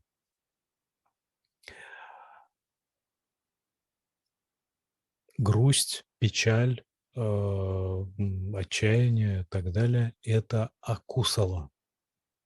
Это состояние, которое имеет в своей основе доса, то есть неприязнь. Оно родственно гневу на самом деле, да? То есть у нас как бы есть три состояния на самом деле. Это вот равнодушие, жестокосердие такое, да, когда мы вообще отворачиваемся от страдания другого существа. Есть каруна, сострадание, благое состояние. И есть вот это печаль и так далее, вот то, что вы описали. Это третье. Это три абсолютно разных состояния. Более того, сострадание в определенном смысле противоположно вот этой вот печали, грусти и отчаянию по поводу страдания других людей. Потому что, повторимся, каруна не имеет в себе никаких неблаготворных факторов. Это полностью благотворное состояние, это кусала. А соответственно, в нем не может быть доса. То есть не может быть отторжения, не может быть вот этого гнева, вот этой печали и так далее. Как ни странно. Это вот необходимо иметь в виду. Если у нас есть печаль такая, то мы не войдем в джхановое состояние. А это уже признак того, что это помраченное состояние. So please tell our idea of like we do something to help somebody, even with a word, but we don't jump into that situation. It's not because we are like we don't have compassion or it's no use, right? And the other thing is like it's called, if you see it in a wise way, it's not unconsiderate, it's not cold. So we tend to build a thing like when you see the suffering of oneself and the other one is like we build things like karuna, and we most of all we try to help in whatever possible way. Okay, we try to help, not just be sad and just stay in the house or whole day, feel suffering or sad. So, and another thing is we do something about it, and then if we build a thing like sense of urgency without being sad, we have wise reflection, sense of urgency. Oh, this is what happens. This is what happens in the animal kingdom. Huh? It's dugati, right? It's dugati. And then even in human realm, we see many suffering, very poor people, very disabled people, many things in the world, we see. So then when you see that a person gets, oh, this is suffering, then they have wise reflection and they want to go to higher stages of mind. Also, a person like really starts working on jhana or even maggapala. That is the way, that is the best way to escape suffering. So there's wise reflection, and please tell, like, these two, we do something about it, and if it's real karuna, it's kusala. And another thing, we don't try to be like sad and stay inside. We do something about it, no? Then number two, if it's real karuna, this is real compassion, right? Feeling the pain or suffering of other beings, no human, no other anything. We can see it through our actions, and then our mind is kusala. And another thing is wise reflection, which is a sense of urgency. So then we can like quickly think, oh, this is suffering, this is the in Dugati, it's like the I also can be born like this. I also can fix that. It's not selfish, no. We try to do help, and we are like focusing on things like karuna. But later we also can fall into these situations, right? So quickly we should understand, or we should go to Magapala, or at least jhana or anything, and make the mind more powerful, more stable, and then quickly, as soon as possible, go to Magapala. Окей. И далее, вот у нас такое состояние, допустим, возникает, что тогда вообще делать, да? Во-первых, необходимо совершить какое-то действие, которое соответствует состраданию. То есть не просто сидеть и плакать, а пойти и что-то сделать конкретно, чтобы помочь хотя бы каким-нибудь существам, там, покормить кого-то, там, я не знаю, птичек или кого-то еще, да, там, все что угодно, то есть необходимо сделать, необходимо какое-то конкретное действие, помогающее другим существам. Это раз. Второе – изменить точку зрения на происходящее. То есть посмотреть на ситуацию глазами мудрости. А глаза мудрости означают, что мы видим эту ситуацию под таким углом, чтобы пробудить в себе чувство неотложности практики. То есть мы смотрим на ситуацию, видим, что существа страдают. Это правда. И животный мир, он такой, он полон страдания. Ну и человеческий мир полон страдания.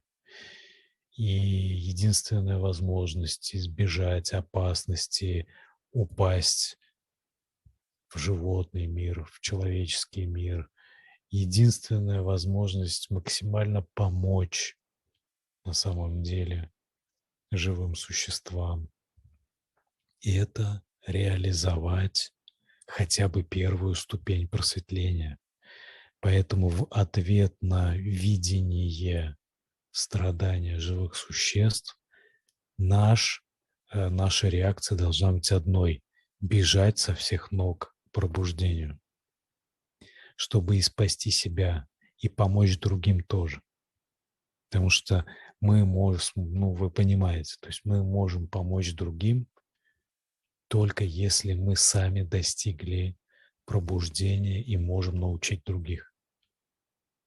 Это единственный вариант, самый эффективный, самый правильный. Вот это вот то, что нам необходимо делать. То есть обращать, условно говоря, делать из лимона лимонад, да? То есть у нас есть лимон в виде вот такого состояния, кислого, так сказать, а мы делаем из него лимонад таким образом, чтобы, во-первых, сделать что-то, что реально кому-то поможет, какому-то существу, хотя бы просто там птички-синички какой-нибудь, да? Это, во-первых. И, во-вторых, изменить точку зрения таким образом, чтобы она нас подпинула к пробуждению дополнительно, придала дополнительное ускорение, так сказать. Использовать энергию этого состояния для того, чтобы еще быстрее, еще активнее, так сказать, устремиться к пробуждению. Мгм. So like please tell, like okay, she said many things she's doing, right? Listening to Dhamma talks, but please still it's good to divert your mind to other good things, but it is not a way of escaping or hiding. That's why you cannot get out of this, because even though you are using these good things, because you are trying to hide behind it, or you are just trying to run away. So it's more better to face these. How to face them is like, one thing is like what she said, karma. Karma is a very good thing. And then if you go more towards paramatta, what you like rupa, nama, dependent origination and all, then surely vipassana, paramatta. Мгм. Then you are not caught up in the drama of all this. You can break it up and see, because you are seeing here. So maybe already the animals are perished away, or they die, or anything, so something that happened. But we are suffering for a whole day, right? We are carrying it still around with us. It's not good that the animals suffer, or even human or anybody suffer, no? But maybe for them, this moment, that moment, say a child kicks an animal, no? So, but that moment was finished, no? But we carry it the whole day. So it's not true, right? It's ignorance, like she said, it's ignorance, no? It's not true. She also asked the same question, no? So how to deal with it? We talk about a method later on. Please tell, if you face the reality, it is much more easier. You don't need all these things, and it's definitely not something you are trying to run away. You cannot run away, and you are the one who is carrying this. Maybe the boy or the young person kicked the dog or the cat or something. He went home, no? Maybe the cat or the dog ran away. Yeah? That was finished at that time, but we carried for the whole day. Not the cat or not the boy, no, the young person. Maybe they already forgot this, no? So anyhow, then if you can go to it, that's why quickly we go use some meditation object, and then one thing is come. Let's come to that later. And then go towards paramatta. We see within ourselves materiality, mentality, dependent origination, the vipassana. The more vipassana, then as impermanence, no, not totally unsatisfactory. Like it's not not totally satisfactory. Sorry, and then not self. So then you understand more deeper and deeper. It's not like you are like caught up in the suffering, or you are suffering, or you are sad. This is reality. Reality opens up. It's wisdom. It's kusala. It's not sadness, and you keep this going on for days and months or years. No, it's not akusala. So please tell, later we'll talk about a way of practice also. Окей. Okay. Значит, вот смотрите, еще один момент, ну, можно сказать, третий, что вы вот некоторые вещи, конечно, делаете правильно, то есть вот, например, читаете сутты и прочее, благотворные какие-то факторы такие вспоминаете, но это не должно быть способом убежать от реальности. И, в принципе, вы, получается, как бы углубляясь в это состояние, на самом деле как бы отрываетесь от реальности. Потому что, например, вот вы страдаете из-за того, что животные страдают, но реально в этот момент эти животные страдают в вашей голове. Там кто-то пнул собаку, она убежала, то есть это длится мгновение, а вы это мгновение таскаете с собой целый день. И так далее. То есть эти все явления, они по большому счету оказываются просто вот как бы, ну, такими картинками в голове, из-за которых вы страдаете. Иными словами, необходимо вернуться к реальности. Как это сделать? Тут есть такие варианты, что это медитация на кармических явлениях, о чем мы еще попозже чуть скажем. И второе – это медитация на параматте, ну, то есть на первичной реальности.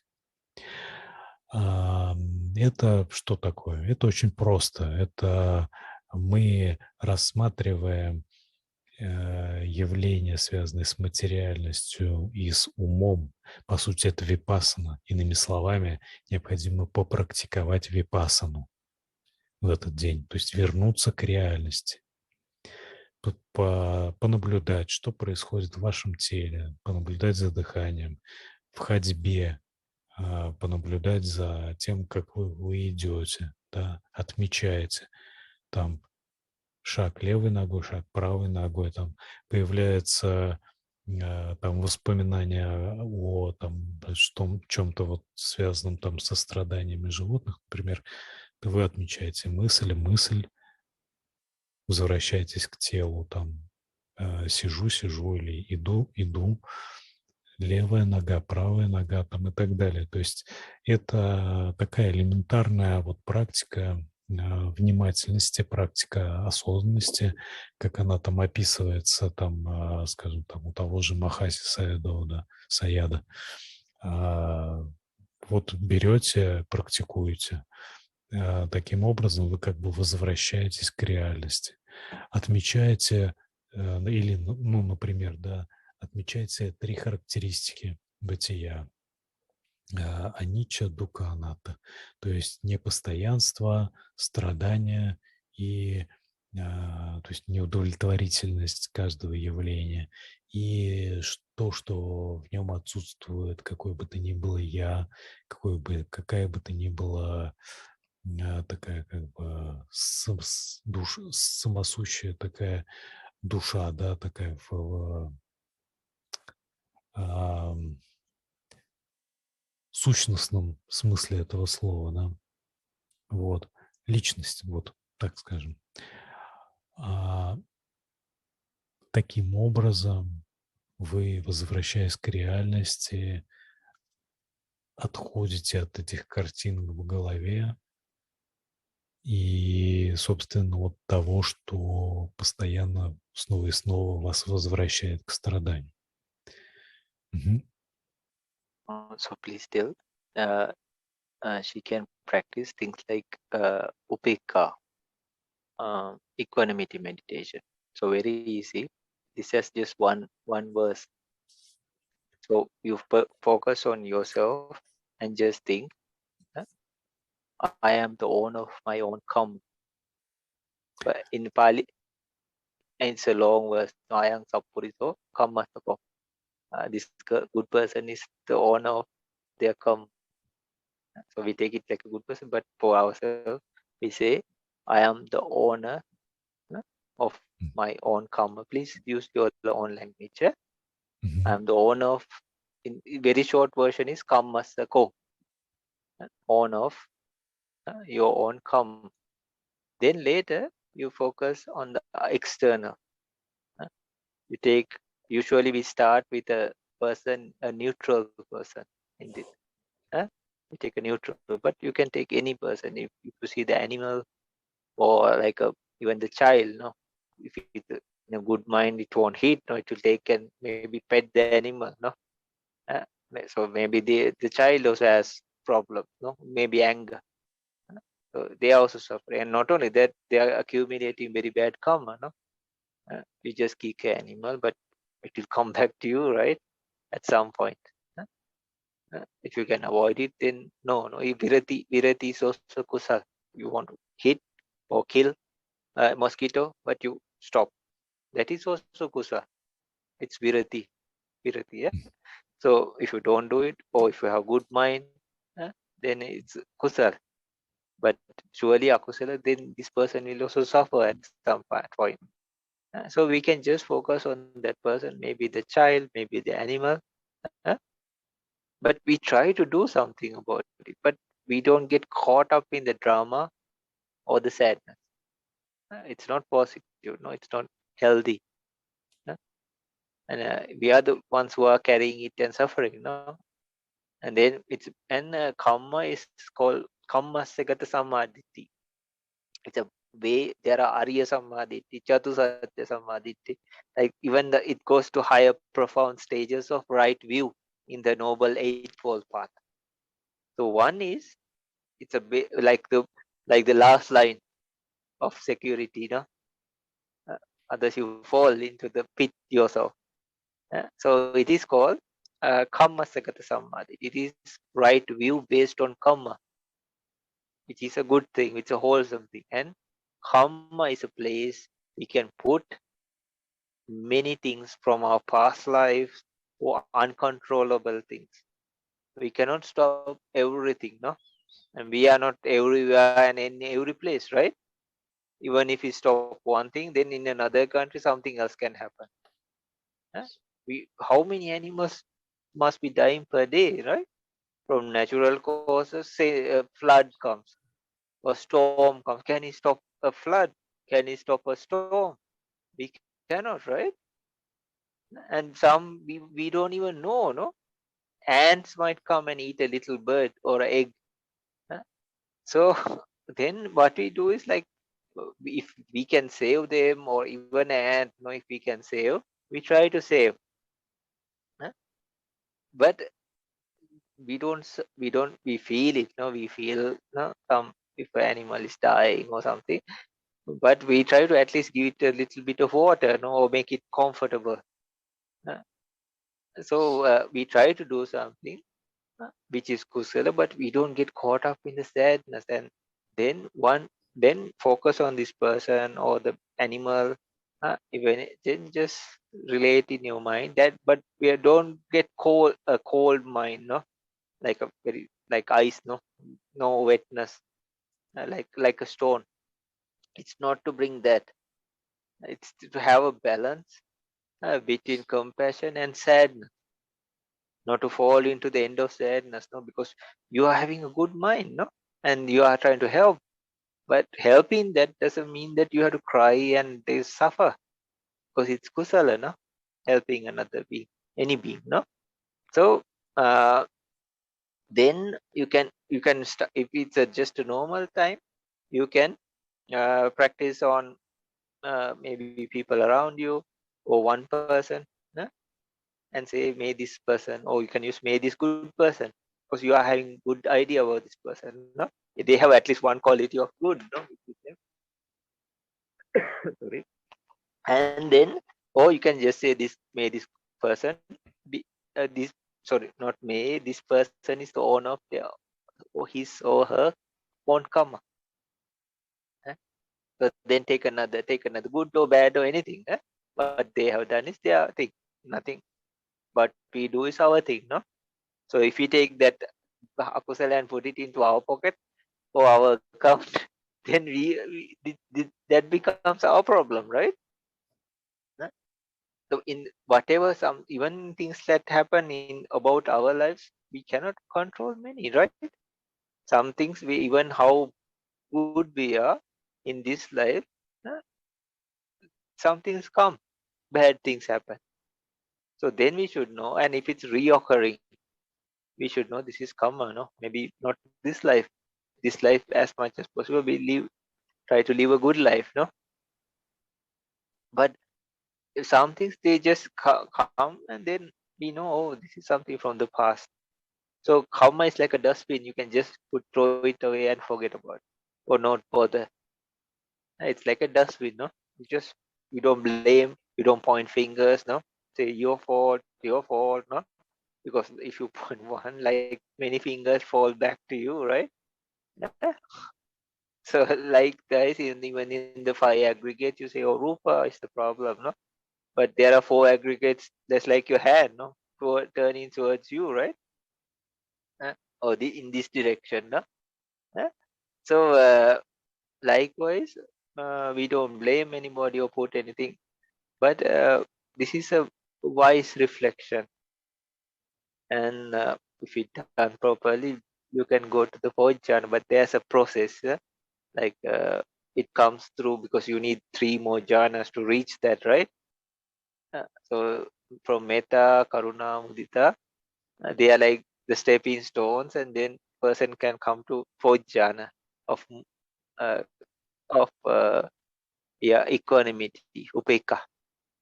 But in this, person can practice this and build a kind of uh, equanimous mind, which is really help. And then when they see this, also they can use it practically. But surely, if there's a possibility, we help. But some, not some, many are out of our control. But that doesn't mean we have to suffer for. Like Buddha told this lady Visakha, then every day she will have to be in suffering, because so many, no, in the world. What about the other universes? And in the animal kingdom, how many ants might be dying per day? No, insects. We don't even know. We cannot even count and finish. No? How many animals in our body might be dying? No, so they, anything can happen. Even in the air we breathe. No, then we will be suffering for I don't know how many years or how many lifetimes. No, so the best thing is, okay, we help, and then we can practice something like this equanimity meditation, upeka meditation, and then quickly know the suffering and make it like a wise reflection, samvega, and quickly try to free ourselves, no, first. Then if we free ourselves, we can try to help other people to be free from sansara itself. Then they will never fall into this kind of suffering again. That's the best solution we can give, no, that's the best solution Buddha's gave. Mm. Okay. We start this practice from ourselves, then to neutral uh, people. no, sorry, yeah, like just like in this case, she can use anybody, people around her, or in a house, even some animal, just in a like a short form, because it Okay. should be quickly used, no, practically.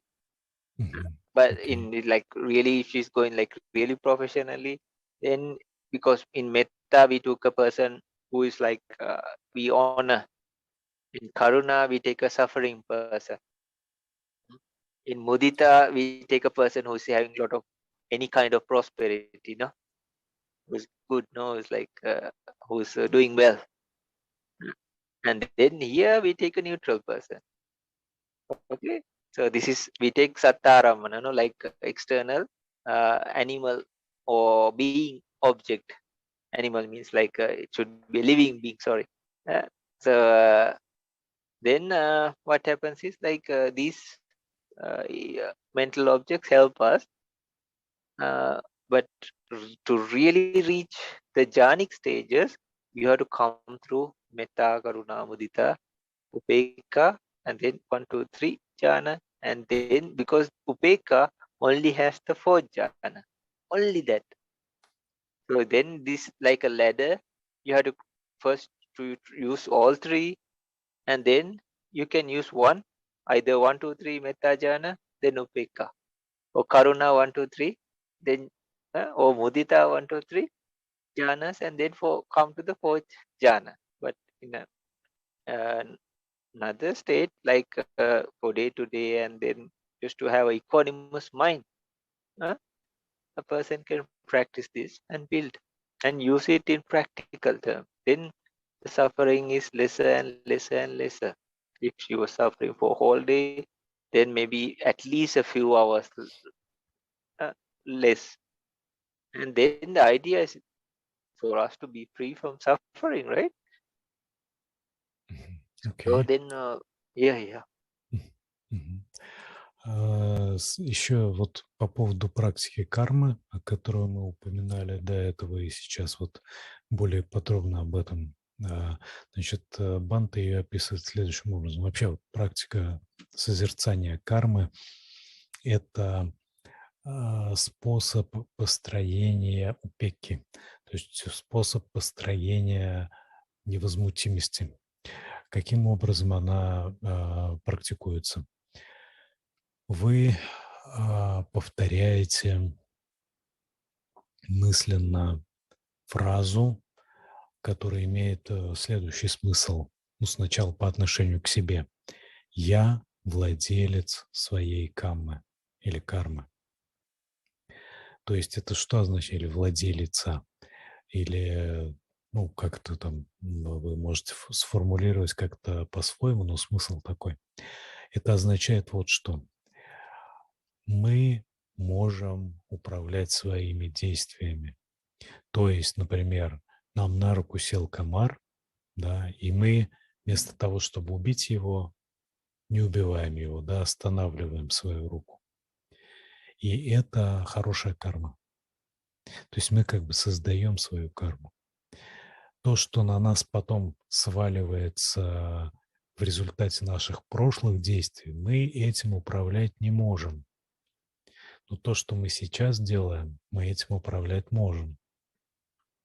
И, например, животное, существо, которое сейчас живет в виде животного, оно пожинает плоды каких-то своих прошлых действий. Это не значит, что мы не должны помогать этому животному. Нет, мы делаем, что можем, чтобы там облегчить жизнь, участь этого существа, да. Но мы понимаем, что это существо сейчас пожинает плоды своей прошлой кармы, и когда оно пожнет эти плоды, да, оно переродится где-то еще, уже в менее, возможно, менее неблагоприятном месте. И такой взгляд не означает равнодушие. Он означает, что мы, да, помогаем, да, осознаем страдания других, но не захватываемся ими, не драматизируем их. Это похоже на знаете, состояние врача, который, ну, такого хорошего врача, который с одной стороны осознает, что человек страдает, а с другой стороны и помогает ему, а с другой стороны не оказывается захваченным этим страданием. У меня просто знакомый, тоже врач, говорит, что человек не может работать врачом, если он слишком эмпатичен, да, слишком остро воспринимает страдания других. Он просто не сможет помогать людям. То есть вы понимаете, да, то есть если мы слишком захвачены страданием других существ, мы не сможем эффективно помогать на самом деле этим существам. Так вот, значит, эта практика делается вот именно так. Мы мысленно повторяем «я владелец своей кармы», возникает воспоминание о каком-то другом существе, которое страдает, и вы точно так же уже по отношению к этому существу мысленно произносите «он» или «оно» или «она» владелец своей кармы. Это карма. Тот человек, который приносит страдания тому существу, он владелец своей кармы. Он совершает сейчас дурное действие, а мог бы не совершать. и он результаты этого действия тоже пожнет. И это будут очень нехорошие результаты.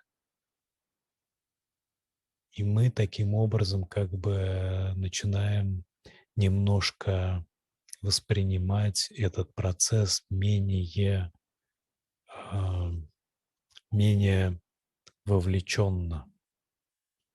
Это это разновидность мудрого видения, мудрого воззрения.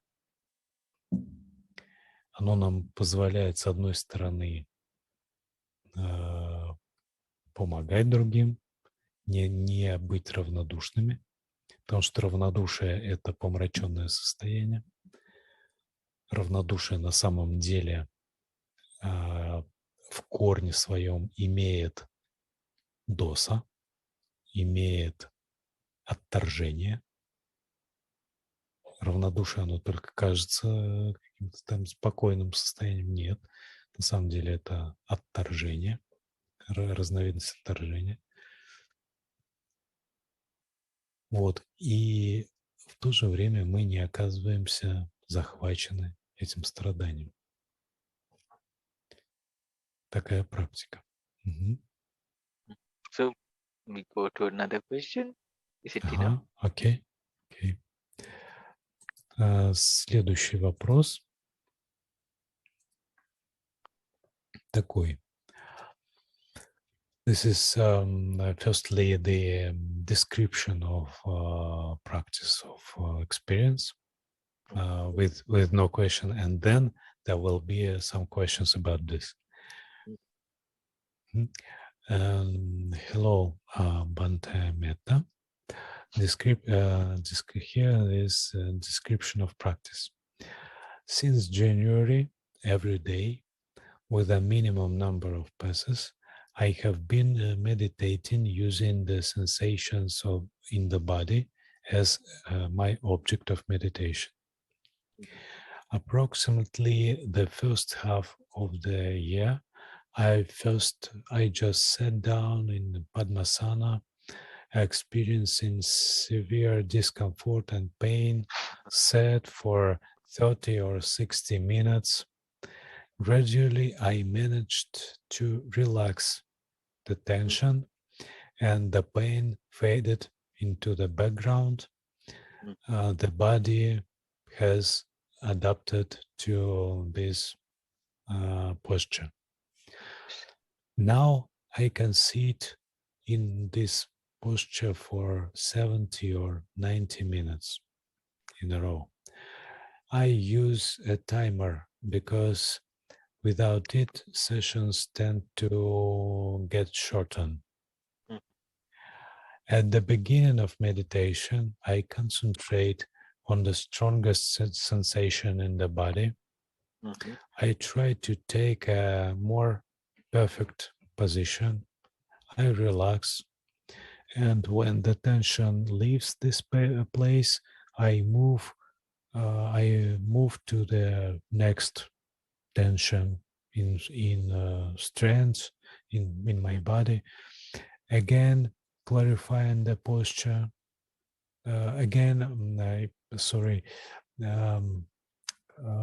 Make my posture more perfect.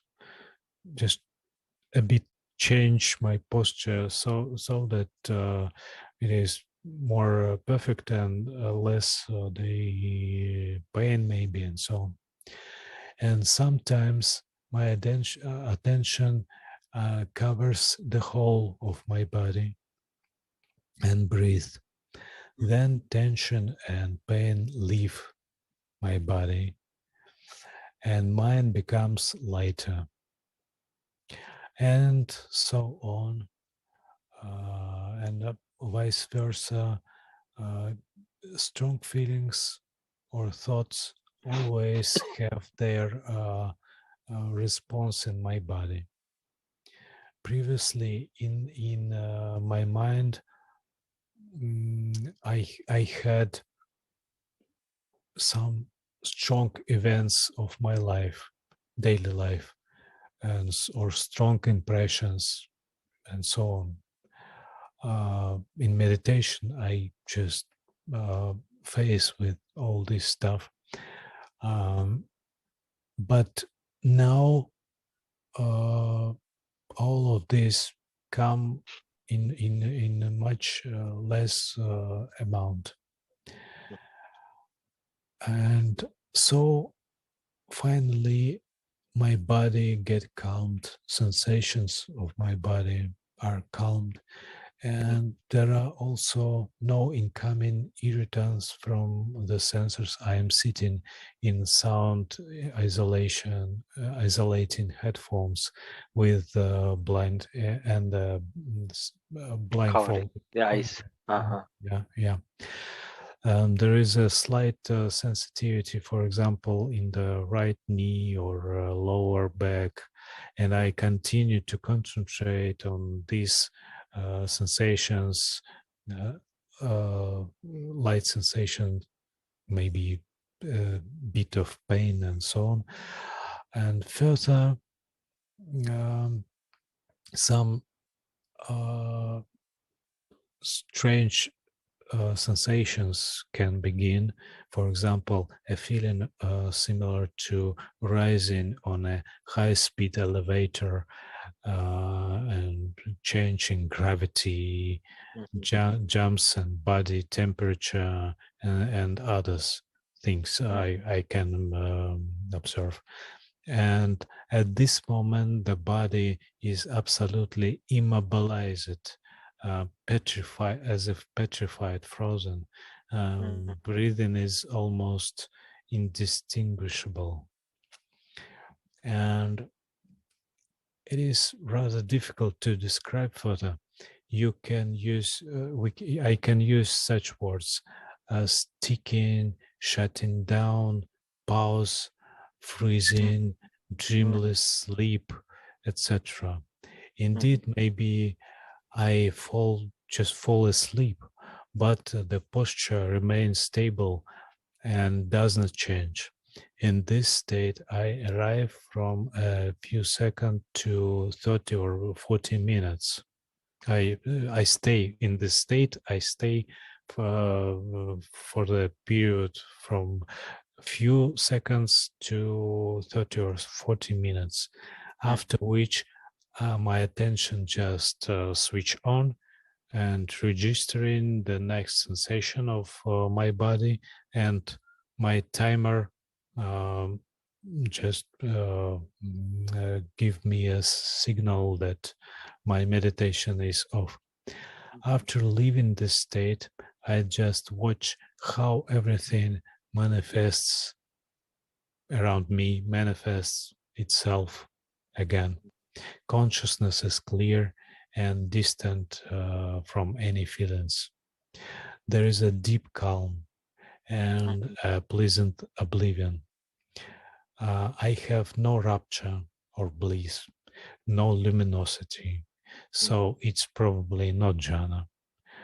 Unfortunately, I cannot enter this state on purpose. I have a lack of my concentration.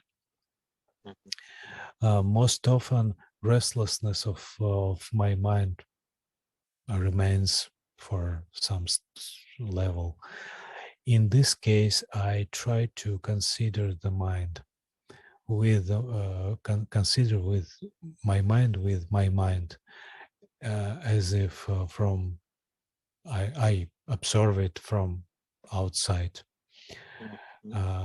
What is the source of the obstacle? What is the source in my mind of this hindrance? What is hindrance? What is its source? And so on. I observe it. My mind is like a swarm of insects. Some buzz louder, some quieter. Thoughts, unlike the body, change much faster, and it is more difficult to hold on. There are good luck, and it turns out to realize a long-standing pain or a flaw in the mental structure. In general, such gazing strongly depends on concentration. The mind gets tired quickly when I do this, when I try to peer into my mind more deeply. Attentiveness becomes dull, and thoughts begin to endlessly branch into interpretations, and I get distracted, and meditation ends. This is a description of this whole practice, and further we have some questions. Metta, metta, about metta. I have little experience, lack of experience with metta.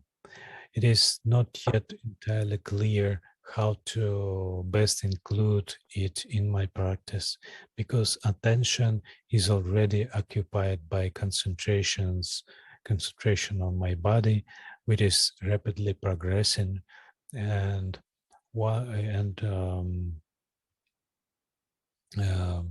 I maybe think I shouldn't want to be straight, move from one object to another, or not.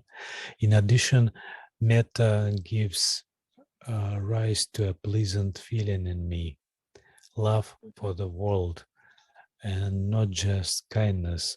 Sometimes tears come, and I want to jump up and hug, people, and a feeling of unity and beauty of the world. This causes alertness because it stains,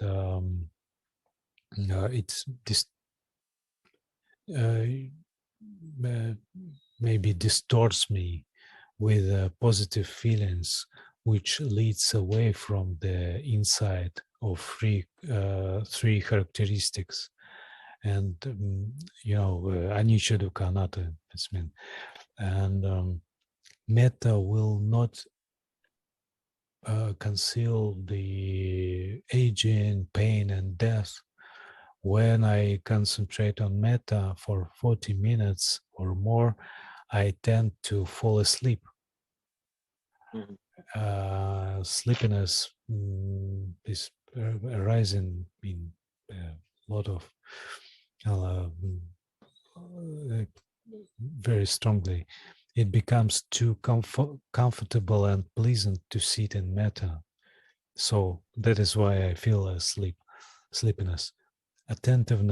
My attentiveness fades away. I have an evil temper,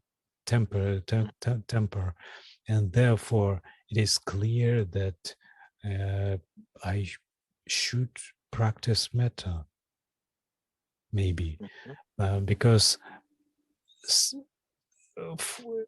even still, often I feel hostility, rejection, and neglect to people in daily life.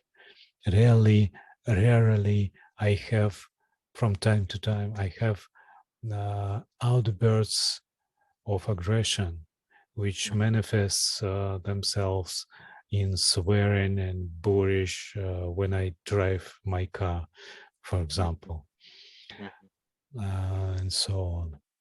Okay, let's stop for this part of question. We have a couple of other questions. Okay, so we talk because this is a lot of things, things together. So in Goenka tradition also we do this kind of thing. In Mahasi tradition also we do this. These are many common things, and because there are many points to see. And please tell, like, it's very nice. This lady and this person now. I don't know whether it's a gentleman or a lady. Gentleman.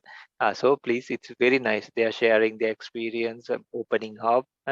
It's wonderful, and it will be a nice opening for others also, and sharing, learning everything.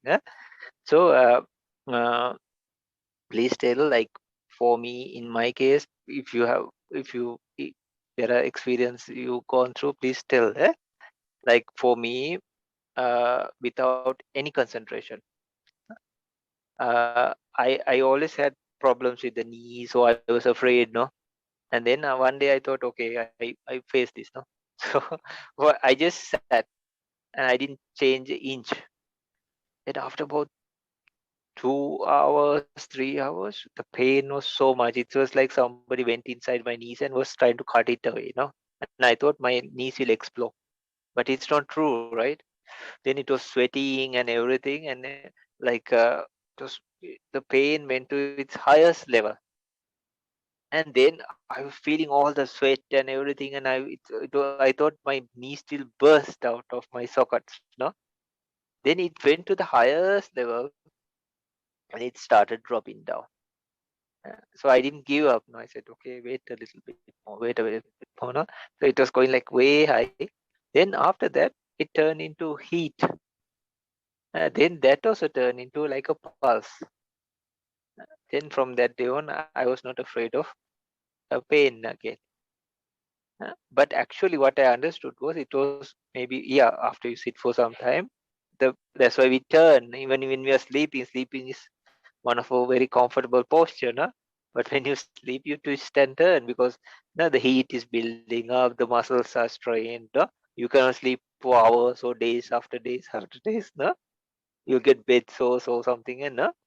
So you want to change the pose. You want to get up. No, you want to stretch out. No, you want to walk. Even if you so then later, without no concentration, when you stay about for 3 hours, the body starts to give you all the pain. But now it is like just pain before you to add like 50% from the mind. Like, oh my gosh, it's like somebody's cutting your knees, or it will explode, or like past, future, you won't be able to walk, or past, you had this injury. All the data starts coming. But later, after you sit for about 5 hours, it goes like flight mode. Maybe it's numb or something, and you totally forget, and you can just, it's like a plane, and you just stay without any concentration. So please tell, like I saw many similarities in this experience this person explained. And in Mahasi tradition also, we sit, but they break it 1 hour, no. Sit, but we got permission, we started sitting.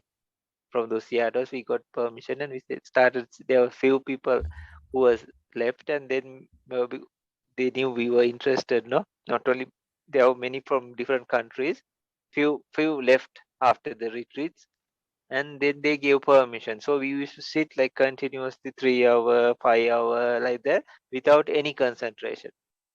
So in going also, use basic is like 2 hours, no, and then after that you stay, no. So we are focusing on the body, and then in Mahasi also there are like the points you do. You start with some either abdomen or in the breathing. No, Goenka, you start with the breathing, and then you do like the body, and in Mahasi you touch these points. Then what happens is like the body, you don't feel it anymore. Or Goenka you do, and then they call it in a stage of upeka or equanimity. Then you feel kind of like a mind is like tranquilized, or even the body, or the knowing of the body, no. Then after that many hours or something, you can stay, and using a timer, it's perfect because it's not a time we can determine and quickly come out of it, no. In the journey stages and all these things, like you can determine the time, 1 hour, 2 hours, 3 hours, I stay that. Then you stay in the jhana, and then at some point, if you went through the breath starts coming up. Then when you see, and oh, maybe then when you look at the time or something, okay, exactly, if you did casino or something, then when you see, then either the patibago casino object starts appearing, and it's like alarm, like okay, now maybe the time is up. And then when you check, sometimes it's very clear, very. Oh, I don't hear you. We have lost you, Bhante.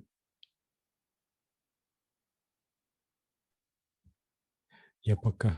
yeah. Uh-huh. Yeah. So yeah, so please tell, like, this was we finished this part first, no? So please tell, like, even ourselves, we were sitting like this for a long time, but please first tell, like, it's very nice that they share, this person and this gentleman and the lady, and it is a great thing, no? Opening up, sharing the experience, all this. Then later, please tell, even we try to, without any concentration, stay for long times, no? So after 3 hours, the pain is huge, but after you pass that time, after about 5 hours, it's like automatic pilot, or like you go to flight mode. Then you don't feel it, you can just stay. But later when you're getting up and all, it's like very numb, and you have to slowly straighten up the legs and all. It's like they have turned it solid, no? Eh? So then, uh, so in these stages, and then in Mahasi also they practice this. We first start with some, especially the abdomen, and then some people suggest the breath also. Then you focus on points.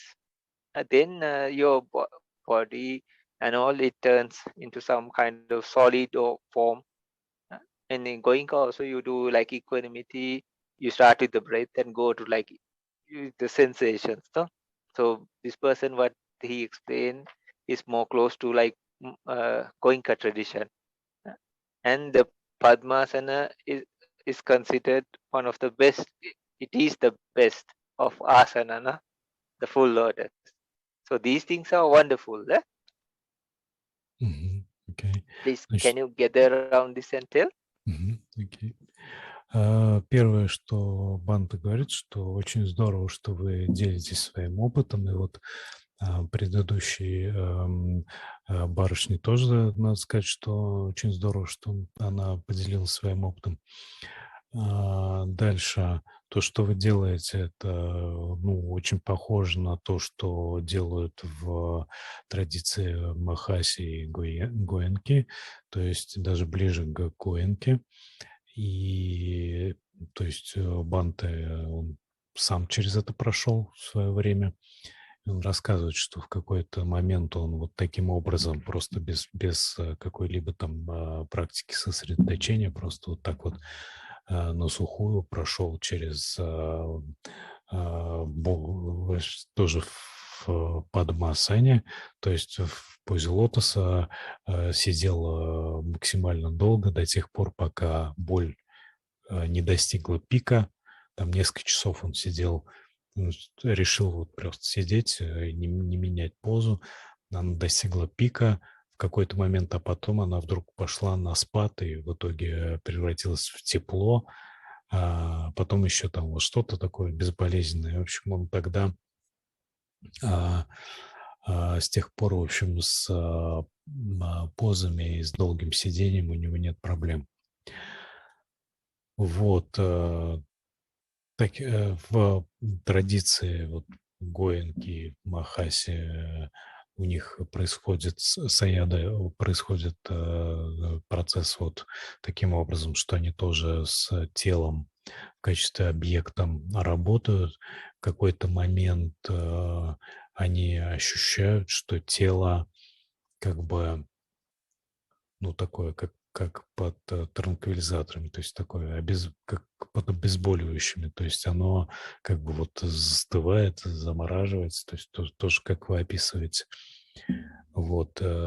И насчет таймера имеет смысл использовать намерение вместо таймера. Ну, то есть таймер там на первых порах, может быть, или там часы, скажем, вы будете использовать, но лучше заранее, перед началом медитации, как бы внутренне делать себе установку, выйти из медитации там через, скажем, час или там через 2 часа. И учиться вот без таймера просто выходить. То есть даже люди, когда в джаны погружаются, они делают перед джанами установку выйти в такое-то время. Допустим, если это анапана джаны, да, то есть у них объект медитации дыхания, то там через установленное время пребывания в джанах перед ними вдруг опять появляется дыхание, да, то есть они опять начинают ощущать дыхание. Или там касина, появляется касина. То есть и они смотрят на часы, да, вот, пожалуйста, столько времени прошло. То есть у нас есть такая способность устанавливать время с помощью намерения и выходить из медитации с помощью намерения. Please tell uh, the observation of the body, and the determination to sit on the full lotus, and what he had gone through, and the sacrifice is very inspiring and very admirable. Okay, please tell. И вот наблюдение за телом и установка намеревания выхода из медитации, это очень такая вдохновляющая, очень действительно мощная такая практика. So please tell one thing, since he has this good observation of the body, things like 4 elements meditation or 32 body parts would work perfectly with him, and he can go to either access concentration or even 32 body parts, or 32 body parts especially, or skeleton meditation. He can even go to the jhana because he has so much good like observation about the body. He knows all the details and explanations, just very well explained, and he had lot of like observance, no, and he was mindful of what was happening. So for a person like that, and he had been associating this for some time, like 4 elements meditation or 32 body parts or something like that would be very easy to do and would be like a perfect fit. Okay. Окей. Далее можно также предположить, что с вашим навыком наблюдения за телом очень хорошо бы пошла практика сосредоточения на 4 элементах или на 32 частях тела, или на скелете, и вы с помощью этой практики можете дойти до джхановых состояний. То есть у вас этот навык очень хорошо наработан, и вы очень хорошо, так сказать, познакомились за это время со своим телом, и, скорее всего, у вас бы, или, по крайней мере, Бханте сказал даже наверняка, ваша практика именно с этими объектами будет развиваться очень быстро. So please tell, like sitting is a very big help for our practice, but more it's a thing that we have to develop our mind. So this is a great thing he had done, but please tell, like this is our intention with the help of the sitting is to uplift or make the mind pure or be free or liberated. This is the whole idea of it, no? И далее, то, что вы делаете в практике, это очень здорово, замечательно, реально. Еще у вас хорошие достижения. Но наша задача развивать ум, да, то есть двигаться дальше. Развивать ум вплоть до освобождения. So please tell, like if we practice something like for 4 elements, 32 body parts, even metta, if we practice properly, he doesn't have to suffer so much and going through emotions and all this. He doesn't have to do. because if we'll talk about this also, these we talk today at daytime also with Sri Lankan people also, this, because one lady, she came and she was asking, like, she was practicing something and she asked, like, why do you have to follow the same things, no? Can you not do like this? Because it's a good question, no? So the thing is, like, if you look at a computer, this is also object in the mind, but that doesn't take us anywhere, right? If you look at yeah, that can focus our mind, or no, if you just take it as an object, but it doesn't lead us to Magapala or Nibbana, right? Or jhana. That is also object, right? You can look at a kettle, you can look at a glass. Maybe, okay, the glass, you look at it, maybe the mind can be calm at that moment. But that doesn't mean, so this is exactly the simile. We talked this today also, like, this was the simile that was given by the Arahantas about King Kosala, no, in the Rata Vinita Sutta. No? Mhm. Each vehicle, he has a journey to go, the Mhm. king. So Mhm. each journey can take him up to some extent. Then after that, he has to get on to another. In those days, they had these horse-driven carriages or chariots or something like that, no? So Right. so the horse can travel, or this vehicle can travel up to some distance. Then either they have to release or give rest to the horses, but he has to continue the traveling, no? So what he does is, he gets onto another carriage or a chariot with horses, and that carriage or the vehicle takes him to some distance. He cannot go the whole distance with one, no? So he has to get onto another, no? So what I'm meaning is, so each vehicle takes us to a specific distance. For example, like, breathing meditation, it can take up to either access concentration or first jhana, second jhana, third jhana, fourth jhana. Metta meditation, access concentration, first jhana, second jhana, third jhana, 1, 2, 3. So four elements meditation, no jhana, but access concentration that can lead to go to vipassana stages later on. Mm. Uh, Mhm. So if we are using some specific thing, uh, without randomly just checking on the body and just like later on, because he said he cannot go whenever he needed, right? He has to go through all those processes after practicing for such a long time also. uh, he has to go through the processes, and then later on it happens, but it's not a quick thing, no? So jhana and all the proper practices, after some time, very quickly, without even thinking, you just think and the object is there. Breathing, same, or four elements, same. eh?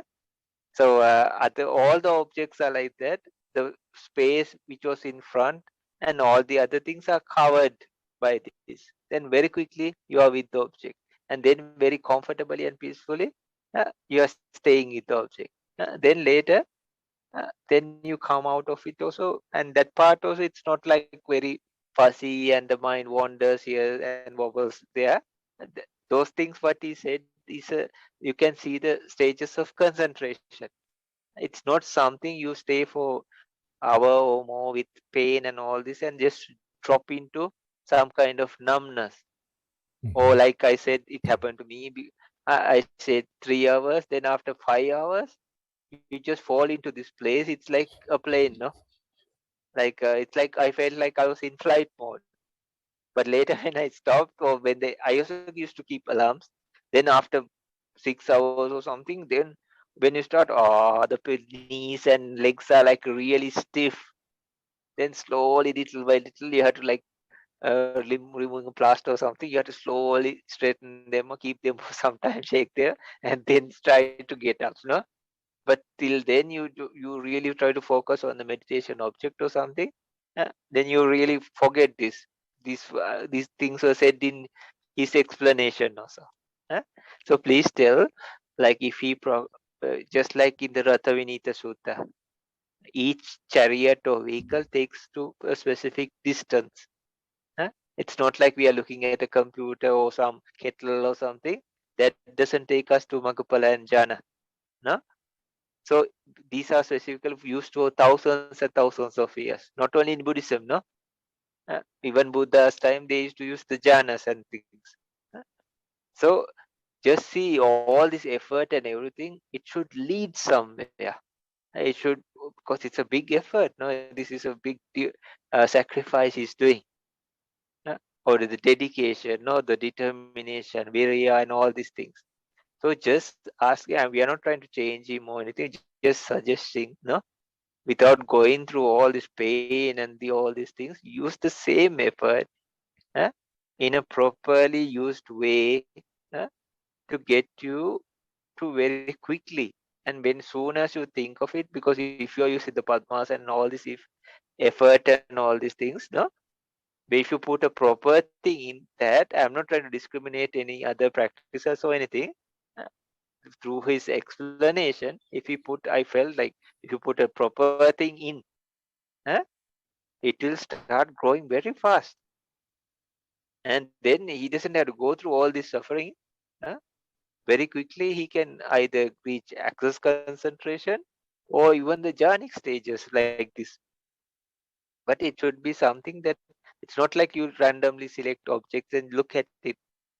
Uh, we are using some objects that have been using for thousands and thousands of or aeons of time, no? Mhm. And then Mhm. like millions or hundreds or thousands of people had used it and either gone to the jhanas or like Magapala. So you already have results, no? Mhm. So Okay. it's they use this for because of specific reasons. So if you just randomly use, and like Sri Lankan person who's asking today, uh, but the same results don't come, right? But with this the dedication and all these things, if surely if you put something like 4 elements or even breathing meditation, for instance, with all this padmasana and full lotus and all these things, surely he can get results very fast, Мгм. very quick. Окей. Окей. Вот, и Бханте говорит, что ну, каждый объект медитации или каждый метод медитации, он имеет свои ограничения. То есть это как в Маджхьима Никае 24, Радха Сутте, я там говорится, что мы как бы при передвижении пересаживаемся с одной колесницы или с одной, грубо говоря, кареты на другую, да, то есть каждая карета нас ведет только до определенного пункта, дальше надо пересадку делать. И вот здесь то же самое, то есть тот метод, который вы практикуете, он тоже, он хороший, он отличный, и вы в нем прямо достигли очень хороших результатов, но он то имеет свои ограничения, и вы вот то, что вы уже наработали, можете использовать для дальнейшего продвижения уже в других методах, даже не обязательно вот брать там 4 элемента, да, 4 элемента вас доведут до сосредоточения доступа. Или там 32 части тела до первой, по-моему, джханы. Вы можете даже просто элементарно анапану взять, анапанасати, да, дыхание, и с этими же навыками, с падмасаной, с вашим этим способностью неподвижно сидеть и так далее, вы будете очень быстро продвигаться в этом методе, то есть, а он ведет до 4-й джханы. И это на самом деле такая возможность, которую, ну, он не то чтобы Бханте как бы вас там к чему-то призывает или отговаривает от чего-то, но он как бы вам дает такой вариант, что как бы вот об этом подумайте, о такой возможности. То есть это такая опция, которая у вас есть уже. Вот на данном моменте вы дошли до такой стадии практики, когда у вас есть такая опция. На самом деле взять и пойти вот таким путем дальше в сосредоточение доступа, джхановые состояния и дальше, вплоть там випассана и прочее, до магапала, да, то есть до прозрения, до пробуждения. Таким образом.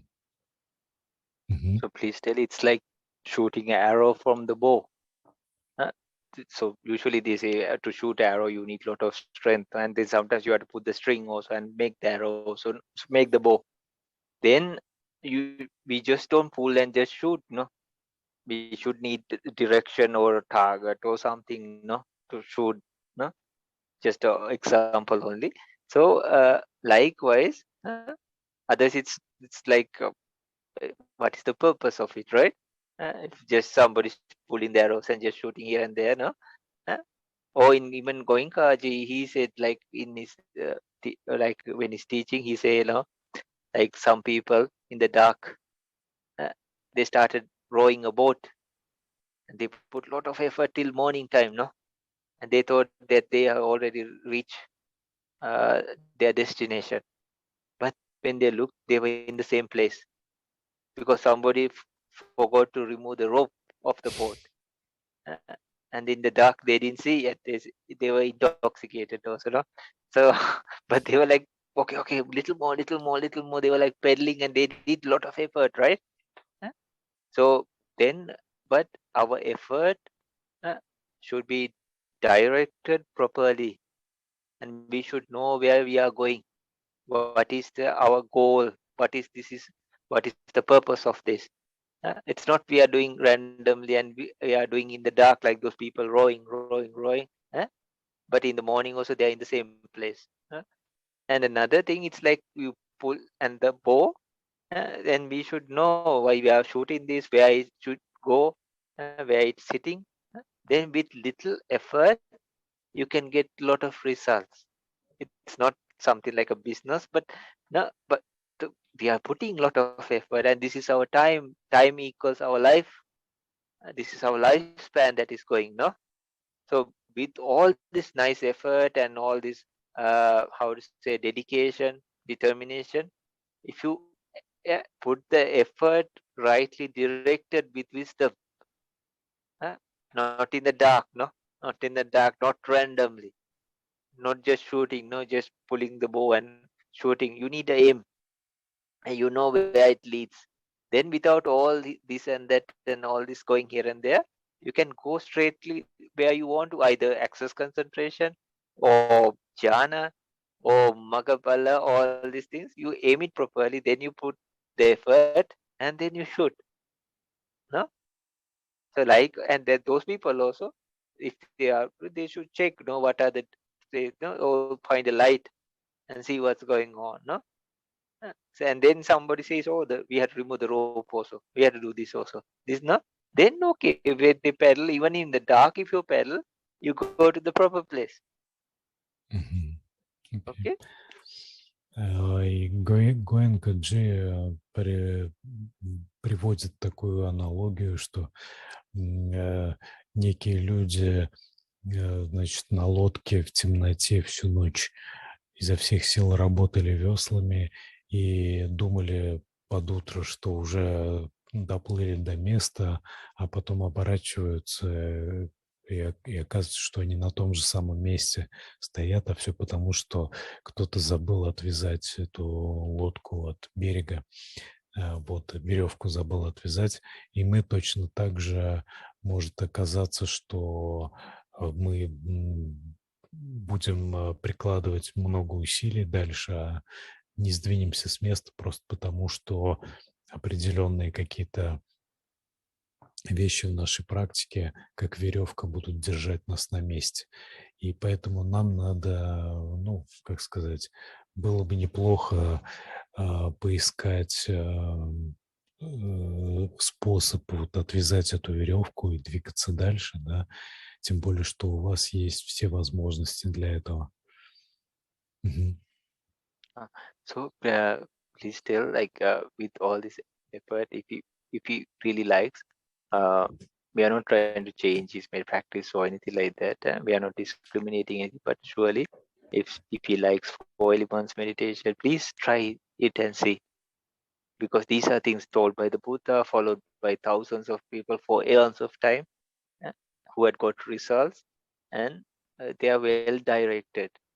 They are really, so if you put the proper effort, these are really like you. The target is shown. What happens is shown.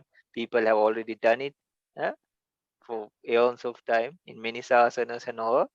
So you can get the place where you want to go, either jhana or either stages in the 7 stages of purification, or definitely for us all, Magapala Nibbana. So please, if he likes, he doesn't have to change what he's doing, but just try. Either 4 elements, or very easy, no? If he wants, we can tell, no? So very easy, because with this effort and with this experience and then very careful observation of the body, he can easily do this. And then surely this leads to, because at some point he will have to know the 4 elements. So then why not now, right? Because for he needs to know the Paramatta to go to Vipassana. So adding this won't be a waste of time, or like trying to change everything. Nothing. It will just be an advantage. And if he wants, he can try 32 body parts, because he had covered these parts, no? So then if he wants, he can go to the jhanas, and then from that he can go to skeleton meditation. From the skeleton he can do kasinas if he likes.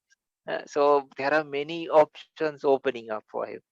Then it's not the same thing, and you have to go just sit another hour of maybe like, like sitting or 2 or 3 hours of sitting, and then falling into some kind of thing or thing.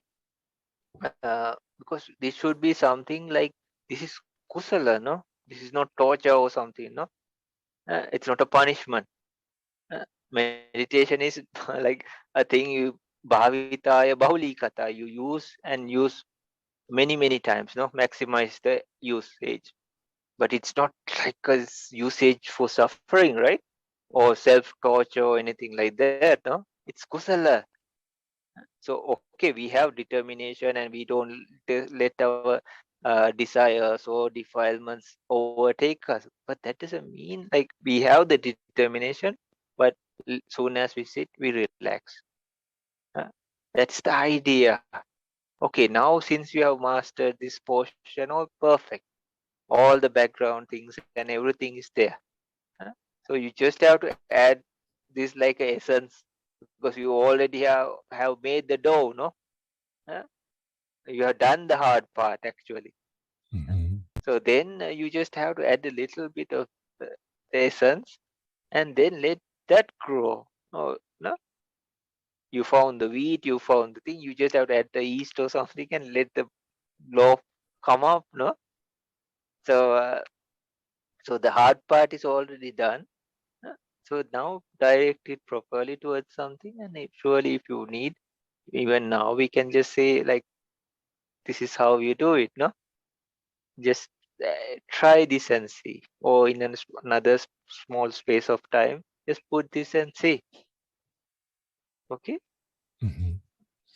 Ну, то есть Бханте говорит в том смысле, что у вас самая тяжелая часть работы, в общем-то, уже выполнена, да, то есть вы освоили позу, ну, можно сказать, в совершенстве, вы выстроили способность удерживать ум на объекте и так далее, то есть вам остается просто, ну, как бы сесть на велосипед и поехать, да, то есть у вас все есть.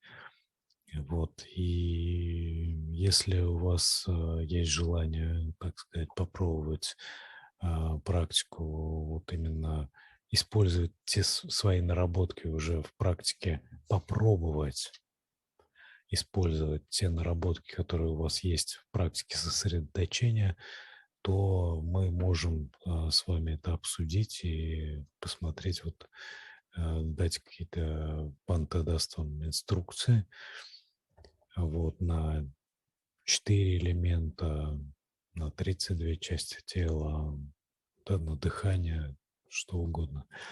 Вот, или на ту же мету, и просто взять и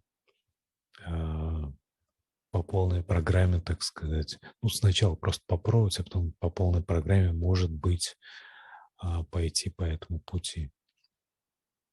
Ну вот, так что медитация вообще, она задумана как нечто приятное, да, то есть это не что-то, что через что мы там истязаем себя, мучаем, там, боль, там, прочее, прочее. Вообще-то это задумано как приятное занятие, да. Ну, то есть понятно, что привыкание к позе – это достаточно болезненная вещь, но когда это сделано, то остальное уже, в принципе, это приятное. То есть сосредоточение – это достаточно приятное занятие на самом деле. И вот, в общем, у вас есть возможность это попробовать. Мгм. So if this person likes, we can tell, or we go to the next question. Мгм. Если у вас есть желание, так сказать, то мы можем это обсудить, либо мы можем перейти к следующей части вашего вопроса. Actually, this is yeah. Actually, this is the same person's question. Yeah, I just break. Broke it up. Yeah. Uh-huh. Mhm. It's okay. It's okay. Okay.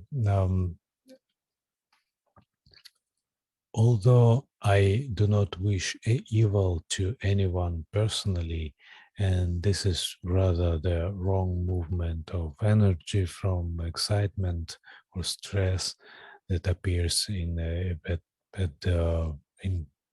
when I drive my car, I will have to maybe abandon my car absolutely, because this is a situation that get me crazy, and now I can clearly see this root of this state and how to completely uproot and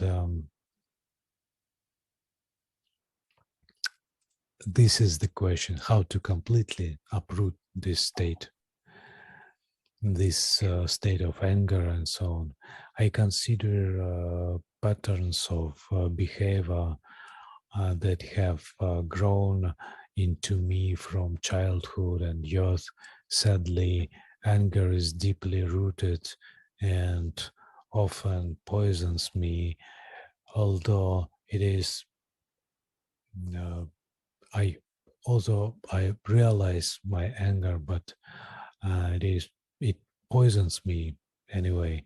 And question is, what is the best way to end anger and aggression and hatred in me, in myself? So please tell Sila Samadhi Panya. This is the best approach. Sila, because we try to restrain. Because if you tell many, there will be many things to say, no? Like Sila, Samadhi, Panya. This is the best. Like restrain from like doing bad from the mouth, like words. Sorry, with the words, and restrain from doing harm or bad from the body. So this is one way, but it doesn't stop there. No, so bubbling is inside. So to stop this, we use things like just like we couldn't talk to this part. He talked about metta meditation before. So samadhi. So if we can slowly in this lotus posture and all bring metta, take a person whom you respect a lot and then focus on yourself and then this person, then the results will start appearing. This will be like an antidote for anger. Then if he wants to totally eradicate it, he has to go towards the four elements and the mind or paramatta. Then at some point, if he become anagami, that is the way like he can totally eradicate it. But until then, he can use the most simplest method like avoiding like conflicts and then like thinking or just like staying with just not acting on the impulse of anger. Like, or like to restrain your words, like in sila, no? So those basic things, or counting, or doing some things, there are so many methods. No, a person can implement, uh, like or using something, or being very very mindful in day-to-day activities, even when he's driving the car, no. Uh, Mhm. and then using some kind of thing, even metta meditation or something like that, just to keep him away from anger. Uh, so this is just like some other thing also. So because we just let it grow, now it's becoming more and more, and we are letting it be there, stay.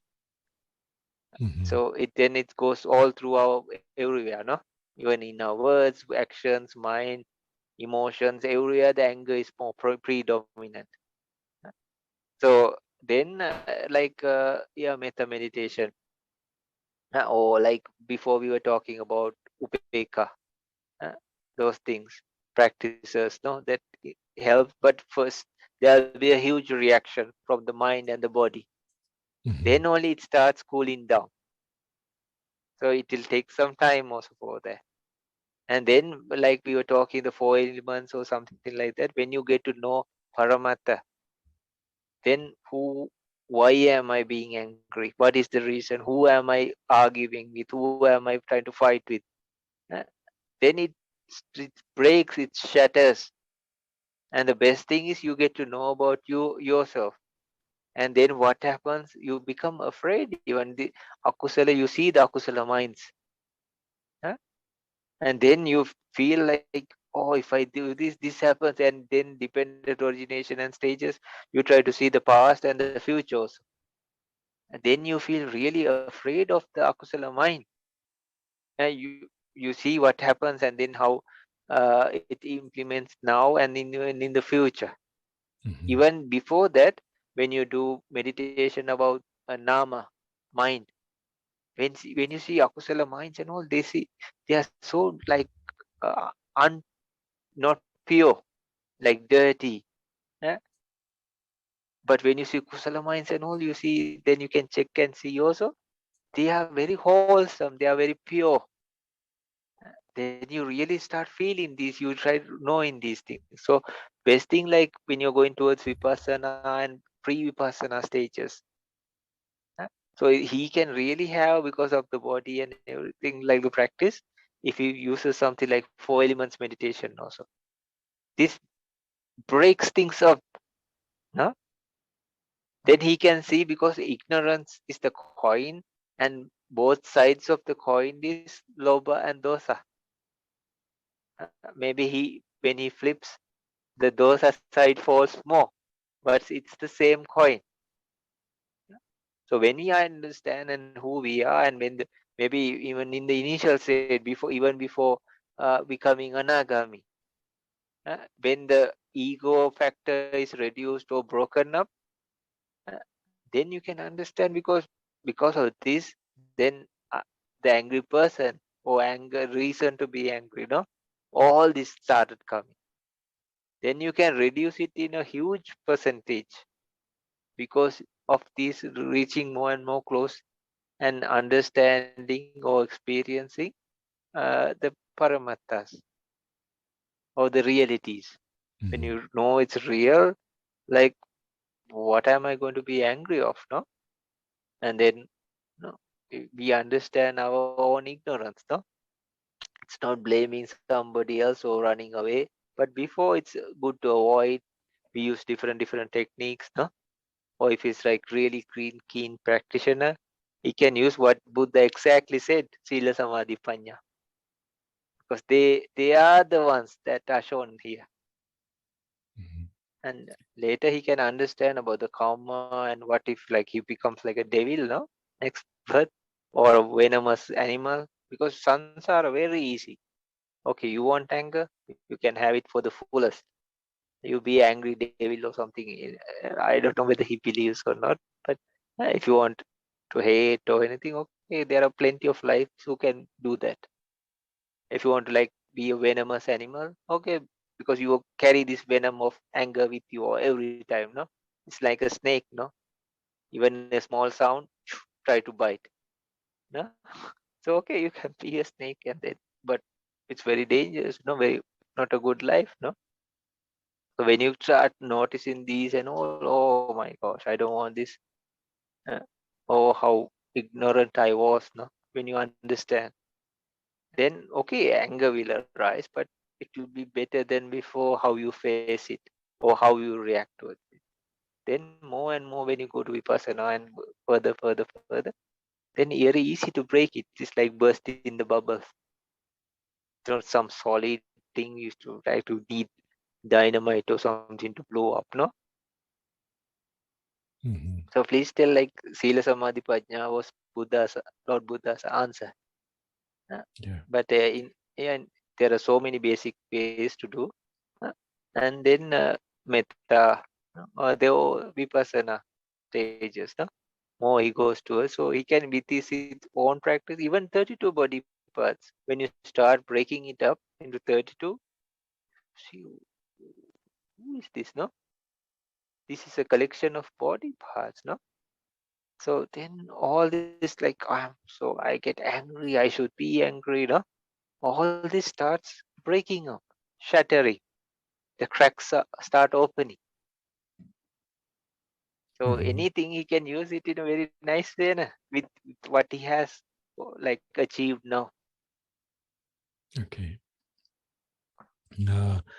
Прямой ответ Будды на ваш вопрос. Да, вопрос-то я еще не прочитал, не перевел. Вопрос был такой, как, собственно, победить вот эту неприязнь, да, которая, гнев, вот этот вот, который есть, в спрашивающем, и, в общем, в целом, да, в каждом человеке. И ответ Будды на этот вопрос был простой. Это сила самади паня. То есть самый грубый уровень, с которым мы работаем, это сила, это нравственность. То есть мы следим за своим поведением, мы практикуем противоположное поведение, мы практикуем сдерживание неблаготворного поведения. Далее мы практикуем сосредоточение. Понятное дело, что прямое противоядие против гнева – это метта, то есть практика на метте, на сосредоточение, оно как бы полностью срезает вот это вот растение гнева, а удаляет корень этого растения практика випассаны, то есть паня, мудрость достигается через випассану, то есть через познание природы, бытия, и мы таким образом уничтожаем полностью это растение гнева, да, на третьей стадии пробуждения, на анагаме у нас эта реакция вообще полностью исчезает. Но мы вот говорили, что метта – это как бы прямое противоядие, но на самом деле, даже если мы практикуем сосредоточение, самади – это вообще сосредоточение, да?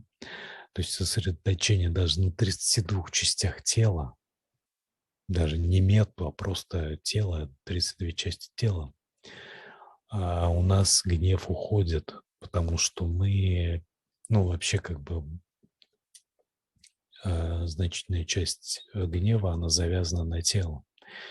И мы просто через сосредоточение видим, что здесь как бы это просто части тела, и у нас возникает очень глубокая опека, очень глубокая невозмутимость, и мы перестаем гневаться в тех ситуациях, которых раньше гневались.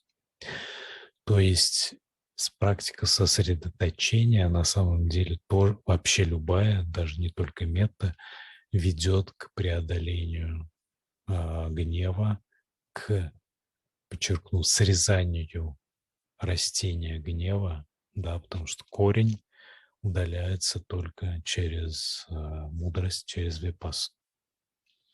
Вот, собственно, такая дорожка для преодоления, окончательного преодоления не только гнева, но и вообще помрачений на самом деле. And Bhante, the last part of this question, from this very person again. And this part. Now the question, or rather the main concern about me, about my practice and the transformation of my life and the moment is this. I have no way, I don't know how, and I don't have any actually desire to combine the practice with so-called worldly life, because modern society is going in the opposite direction with the practice, and remaining. If I stay in society, I look like a person trying to wash myself standing under a shower of sewage. And I see that the beliefs and desires of other people are delusive and dangerous. And I have no need to purify these beliefs and desires and fight with these views of people and to convince other people. I don't see any need to do that.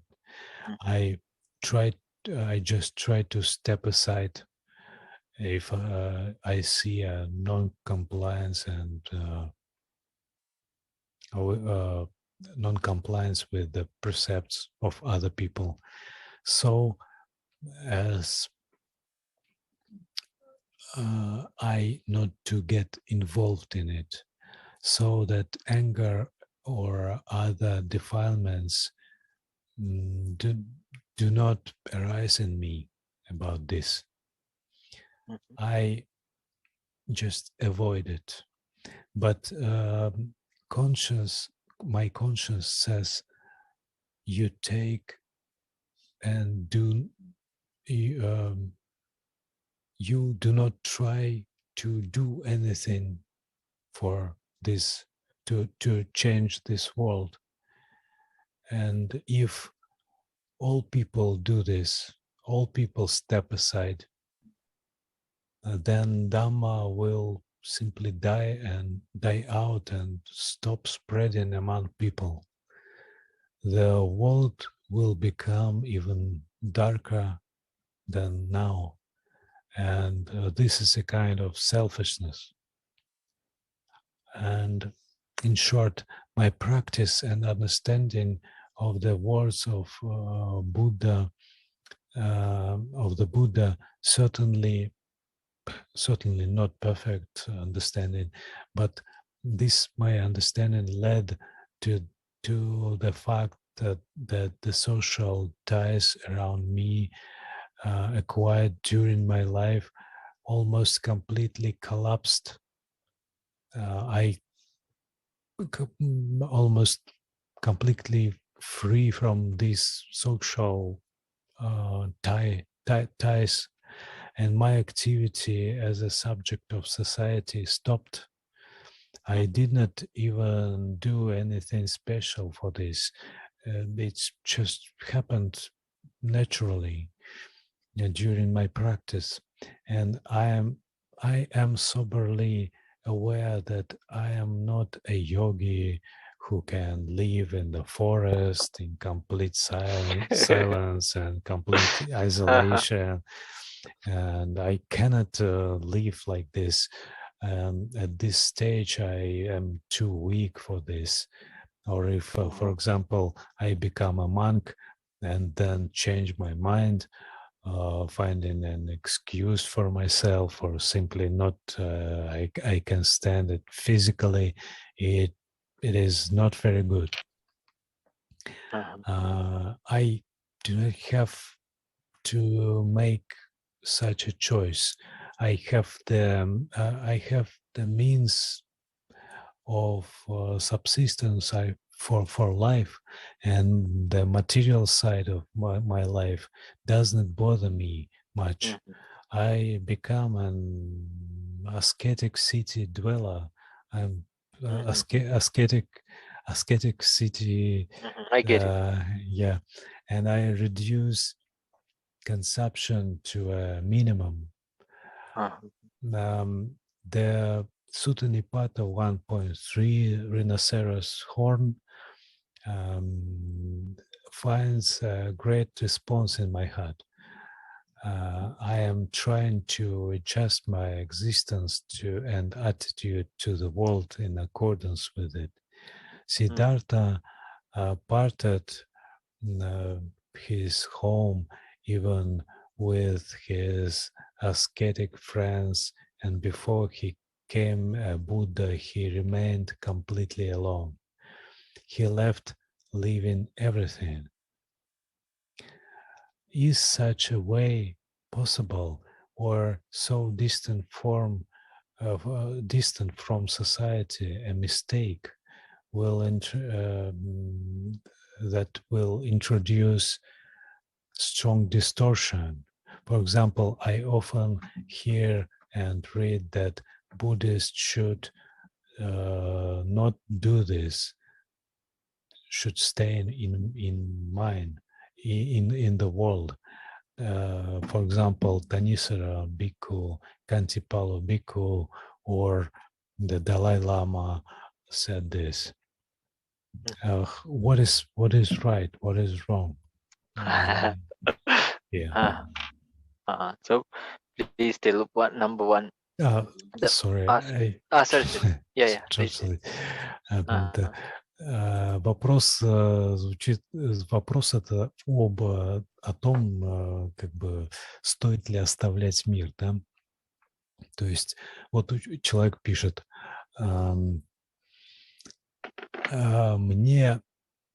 я не понимаю, или мне никак не удается, как совместить практику с мирской жизнью, потому что современное общество идет в противоположном направлении, и оставаясь в обществе, ты похож на человека, пытающегося отмыться, стоя под душем из нечистот.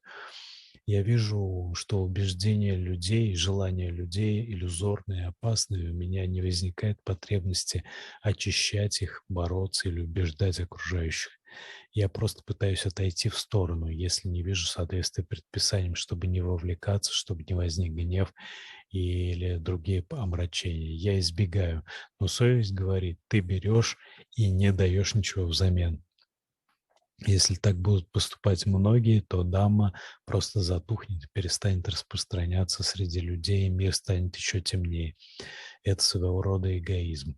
Если сказать кратко, то моя практика и понимание слов Будды, конечно, несовершенная, привела к тому, что социальные связи вокруг меня, приобретенные за жизнь, практически полностью разрушились, а деятельность меня как субъект общества остановилась. Я даже ничего для этого специально не делал, просто так получилось, что все само исчезает, если не направлять энергию на поддержание.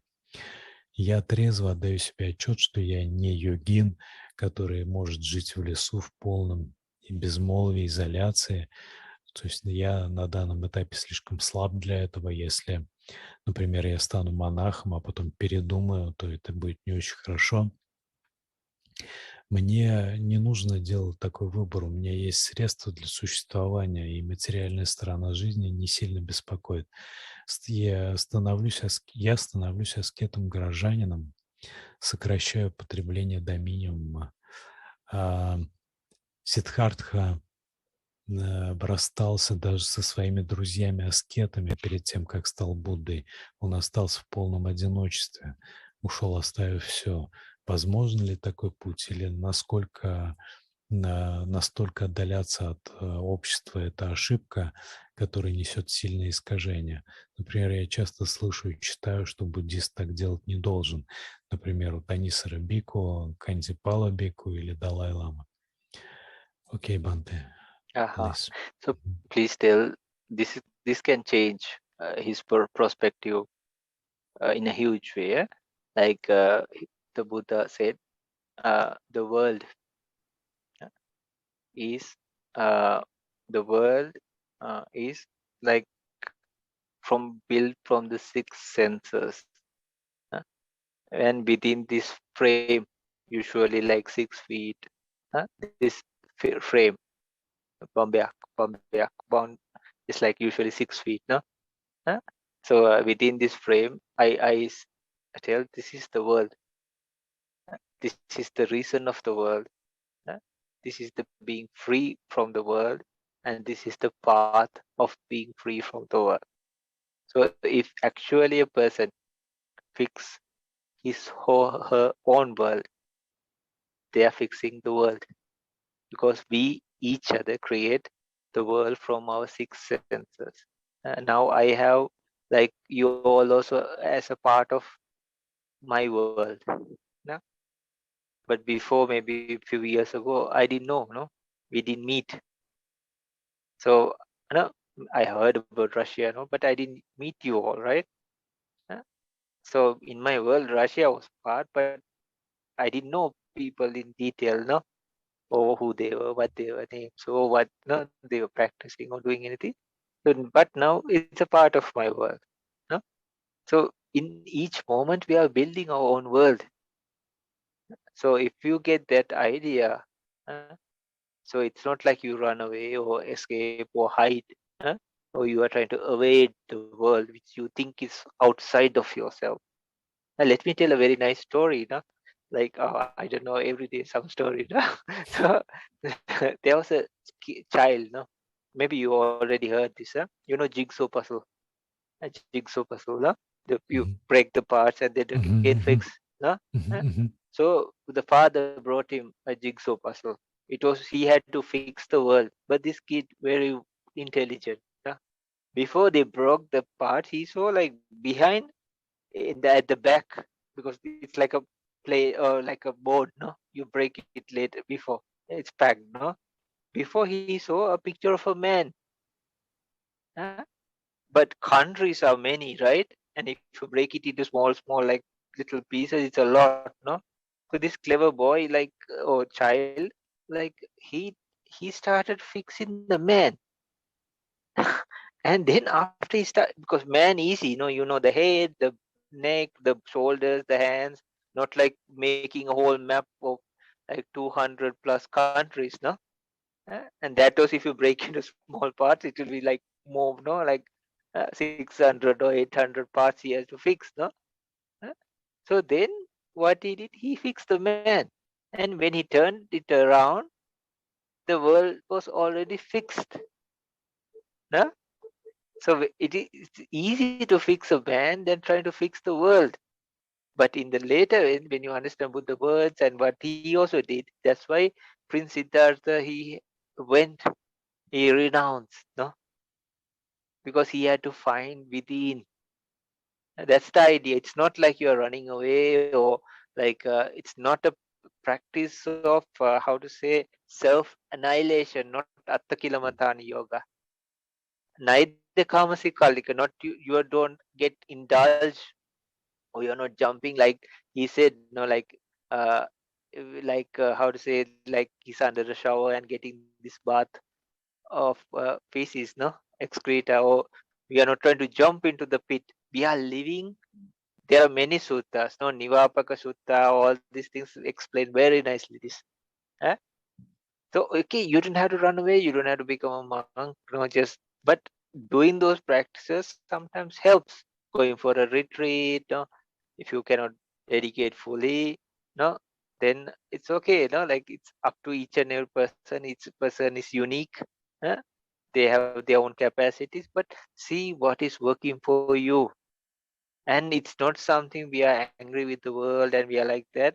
uh, uh, this is also another part of anger, because in a way, like this Dalai Lama, Venerable Dalai Lama, and this Venerable Tanisaro Bantes, all this they say, uh, like we are in Kamaloka. This is the world, and we, because of our karma and all, this is what we have to go through now.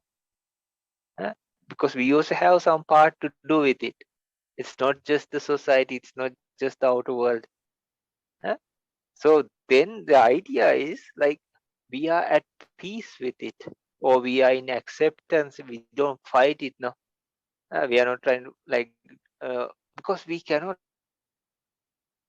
Oh, I cannot hear you, Bhante, dear Bhante. You have frozen.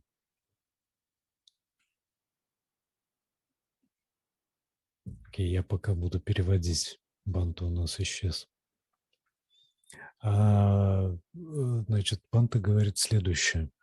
Он привел слова Будды о том, что весь этот мир... Oh, I'm translating already. I cannot hear you. Oh, okay.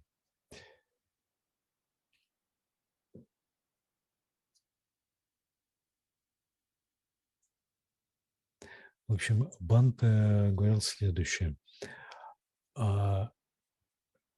Слова Будды. Весь этот мир – это наши 6 органов чувств. А что это значит? Это значит, что если мы меняем себя, то меняется весь мир. Поэтому не надо думать, что вы как-то избегаете этого мира, что этот путь путь Будды связан с избеганием мира, или что вы, живя в мире и не мешаясь вот в эти дела мира, как-то избегаете этого мира на самом деле, или там ничего не даете миру и так далее, и так далее. На самом деле это совершенно не так. Вы меняете себя, и это, подобно кругам на воде, будет влиять на окружающий мир в любом случае. То есть это самое лучшее, что вы можете делать для мира на самом деле. Вот. Меняя себя, вы меняете весь мир. Совершенно нет никакой необходимости становиться монахом. Вы, конечно, можете делать периодически какие-то углубленные практики, как ретрит, скажем, или что-то в этом роде. Но смотрите сами, что для вас лучше всего работает. Удаляться там от мира, тем более там в лес или еще куда-то, совершенно вообще никакой необходимости нет. Тем более, что вы не удалитесь никуда из мира, потому что даже в лесу, живя в лесу, вы останетесь в Камалоке. А вся Камалока такая. Она вся живет по этим законам, да. Вот. И на самом деле вот это вот стремление как бы, отвязаться от мира, это тоже проявление гнева. Это тоже проявление доса. Потому что мы как бы отделяем себя от мира. А на самом деле, как бы в ходе практики такой более правильный, более гармоничный результат практики, что ли, заключается в том, что мы принимаем этот мир таким, какой он есть, со всеми его вот этими вот недостатками, со всей этой грязью и так далее. Мы принимаем этот мир, остаемся в нем, мы живем в мире, но не от мира сего, да? Мы живем в мире сем, но не от мира сего. Такая есть формула.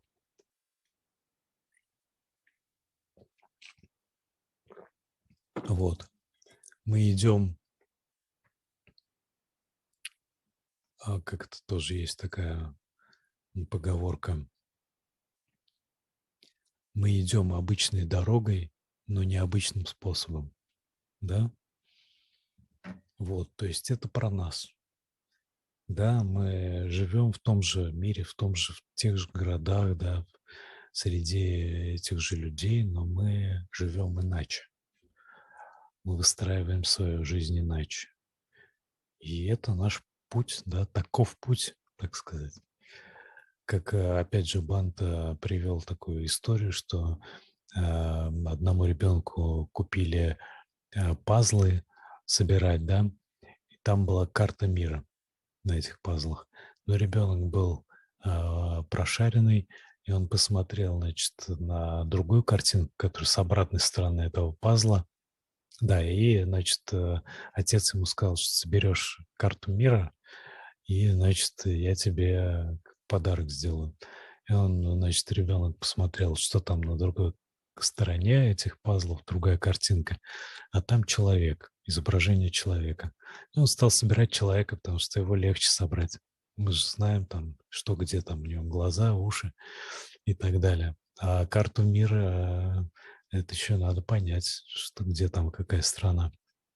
Это он собрал человека, аккуратненько все это перевернул, и вот тебе карта мира. И вот точно так же и мы.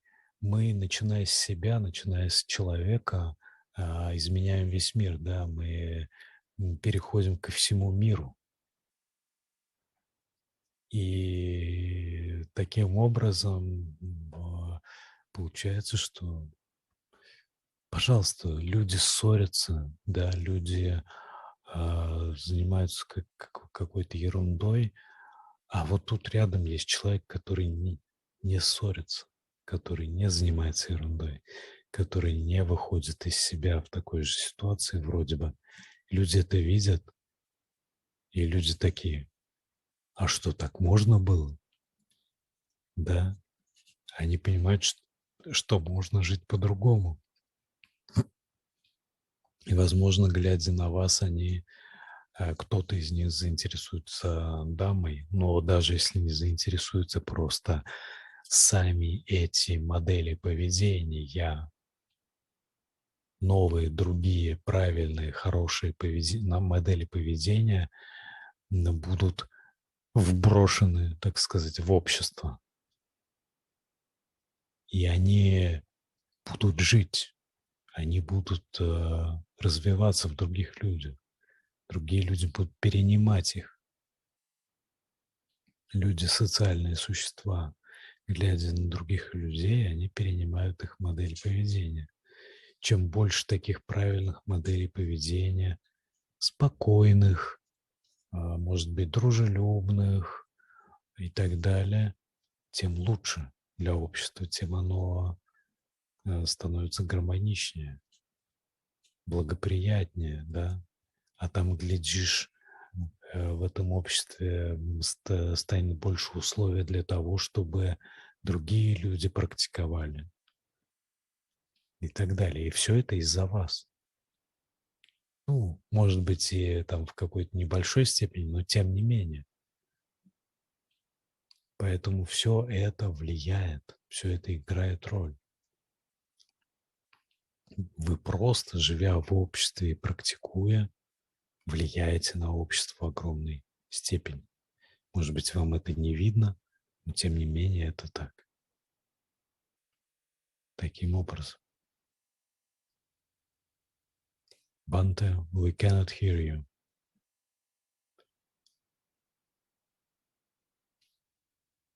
Что-то, видимо, случилось у Бханте с интернетом в итоге.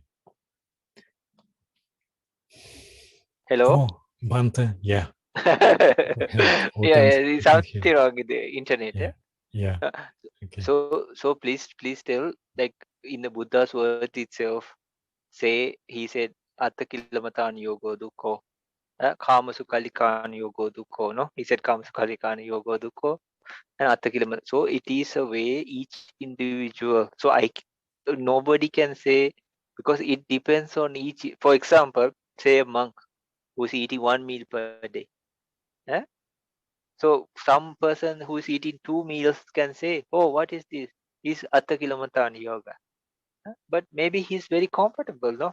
He doesn't have to worry about food, and he has enough energy. He's just meditating. Maybe he doesn't have to do many things. So he's quite okay. He doesn't feel hungry. He's not suffering. He's okay. So if this monk is thinking, oh my gosh, he's eating 2 meals, no? He's Kamasukalikana yoga. Then the person eating like 2 meals can look down upon the monk and say he's Attakilamathan. And what about a person who's eating 3 meals? He can say this guy is Kamasikalika yoga, right? But it is not the case, no? Each individual has to see. So Prince Siddhartha, because we are talking about it's a different case, and he was destined to be this. So it's a big story, and this. But anyhow, uh, but he was living a very lavish life, no. So definitely renouncing all that must have been a huge, like a middle path for him. No, but I am no suitable person to judge him, no, or say it is. But uh, and another thing, but he still practiced all kind of ascetic practices, no, and did self-annihilation, self-torture, no. Then he knew, oh, this is also not right. But he accumulated the jhanas even from those. He had the jhanas, no, up to 8 jhana. But he knew, no, this is not enough. No, this is not right. I didn't become like enlightened or free from, liberated from these. So then he found the middle path. Huh? So we each individual, that's the best approach, and it's according to the Buddha, no? Because this is like a huge picture, no? If we go self, and it's just like our practice, and when you relate our practice and see, it's like a sample you put under the microscope. If you are having conflicts with that, if you have frustration with that, eh, then surely in your day-to-day life also this will reflect, or you can see it in actions. eh. So then it's not a case like we hate the world, or we are like don't like it, we want it to be different. We cannot change everything, right? Eh. So what we're trying to do is like we understand the world is what we created from our sixth sense doors. Yeah, there are things that then we find the balance, which is our. It's not we try to put ourselves into luxury and all, but we see what is the proper thing. No, okay, somebody is comfortable being a monk, somebody is comfortable being a yogi. Some people just like he said, no, in the middle of everything, uh, he can. And in Buddha suttas, they had told, even if you go and live in a forest, if you're thinking all these things about luxury and all these things, you are not actually living there, right? Only your body is there, but your mind is not. Uh, Mm. so there are people like that, no? So, uh, but the thing is, like, even if you are in the middle of the city, and then if your mind is like removed away, that is not in a gross or with anger, uh, so that is a great thing in a way sense. uh, But please find what is your Atthakila yoga, what is your Kamasukhalikana yoga, and then if you can balance it and come to a middle path. Even in the practice, take the example of the harp. If it's too loose, it doesn't make a sound. Huh? If it's very tight, it breaks. No, it snaps and breaks. So the harp also should be properly adjusted that you get the perfect sound. No, not Mm. too tight, not too loose. Same like that. If the harp or the thread or the wire of the harp, huh? If it's too tight, it's like Atthakila yoga. If it's too loose, it's like Kamasukhalikana. So practice also same, life also same. If somebody can find the proper, it could be, it's different from if somebody, they go to very far away place and they stay in the forest or something, perfect for them. But it's according to their past karma, parami, what they have been practicing over the years. So if it's a person who doesn't really want to go, fine, no? They can do practice sessions with what they have. They can go to occasional retreat. They can try different things. And in some stage, it won't be maybe the same like this. They'll have different preferences. huh? And surely, but if it's comfortable and peaceful, and he said he's using all these things which can support him, huh? So definitely, when you go deeper and deeper, and the outward world would stop bothering that person, because he or she knows it's something you have to do here and not Mm. there. So other things are helpful, being in a silent place or perfect posture, everything is helpful, but these all are extra, uh, added things, no extra help. uh, But really, what matters is we have to fix wherever, whatever place. And even the Buddha had said, if you are in some remote corner hiding, eh, and nobody knows about you, but still if you are practicing the four satipatthanas, you are even protecting the sasana. If in a far away corner, if you are in hiding, and if nobody knows about you even, no? But still, if you're practicing the four satipatthanas, you're protecting the sasana, he said. That means like it's not you go have to go jump out and then have these rallies and start bringing up people and like making this worldwide thing, no movement. Uh, like that is, it's good if a person would do this, but it's sometimes it's not very practical, no? Even Buddha, he didn't do the whole world, right? Uh, he tried, but usually it was centered into India and these places, and then it didn't cover very far corners of the world, no, because still there were people, fighting or didn't know anything about Dhamma, no, and his neighbor was a pig farmer, right, who used to kill pigs, so it didn't change him, right? Yeah. So he didn't try to go and by force like you change, no? Or I tell the king or something, no? Or I should remove the pig farm from me. It's horrible to the monastery, no? Because they heard the killing and everything, no? Like, but he didn't go and ask the king to remove the pig farm just because his monastery was right next door, right? So, so we had to find the balance, which is not very easy in the way. But later it will come after pitfalls and hitting the walls and all these things. There'll be some kind of a balance that is suitable for. Then you can try it and increase it and see, or reduce it and see. You can try out different things and select the thing, but it will change. It will sometimes you need less, sometimes you need more, no? But it from time to time, and then later on, we start being okay with any situation, and then you will need more time for yourself and go more deeper, no? So if there's something that helps that, no problem, and if you're comfortable with that also, no problem. But it's just finding the balance in life, balance in practice, balance in life, and not falling, if you want exactly as the words of the Buddha, not falling into the two ends of Kamasukallikan Yoga, Vatta Kilometer, and finding the middle path. Because we cannot say, when we just look at it, if you try to judge it, like the food story, right? A person who's eating one meal can look like Atta Kilometer Yoga for a person who's eating two meals, right? And then the person who's eating one meal say, oh my gosh, he's eating two meals, no? And then he's Kamasukallikan Yoga, right? And then the person who's eating two meals looks at one person and one meal person and say, oh, he's at the kilometer. What about the person who eats three meals or four meals? No? Oh my God, he's like comes to Kalingana maximum, right?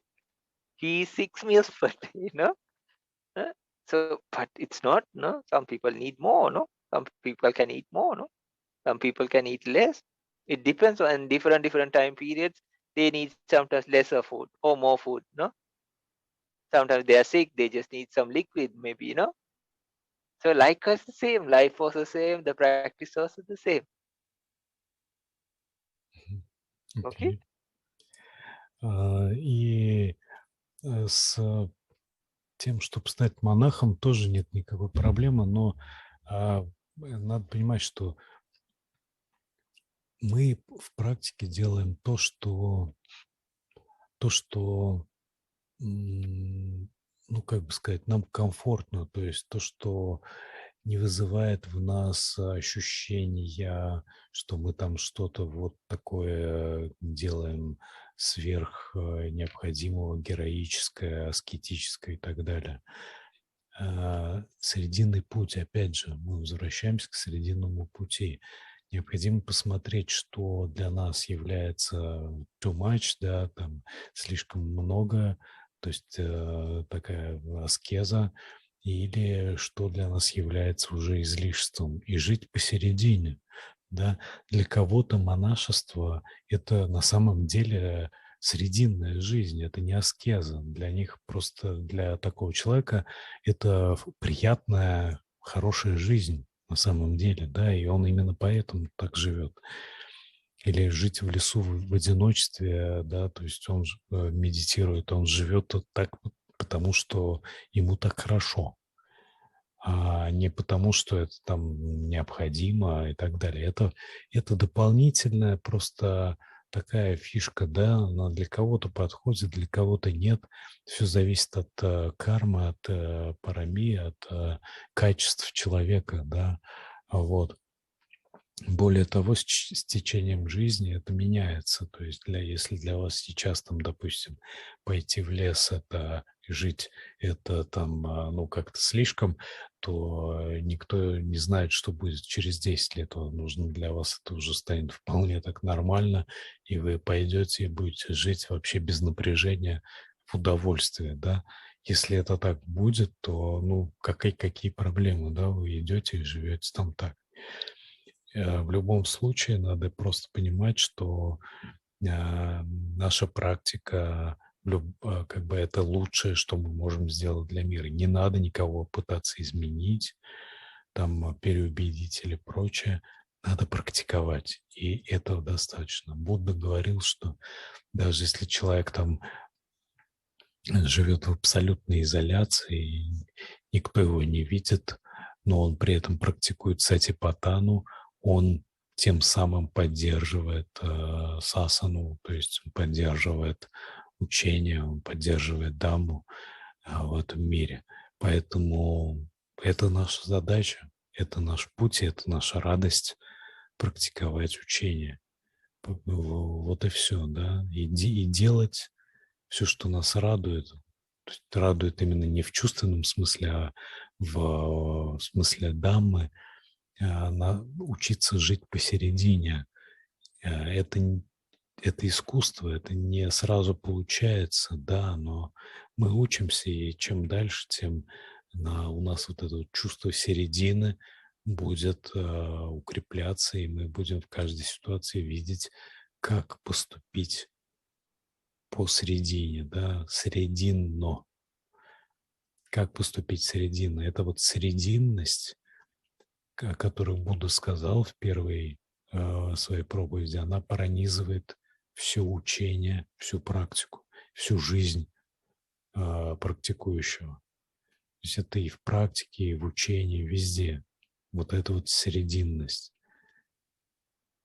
Вот и все. Мы не ударяемся в аскезу. И мы не живем как мир, как мирские обычные люди. Мы практикуем. И этого достаточно. Мгм. Please remember that what Buddha said, like within this frame of like 6 feet, I pronounce the world.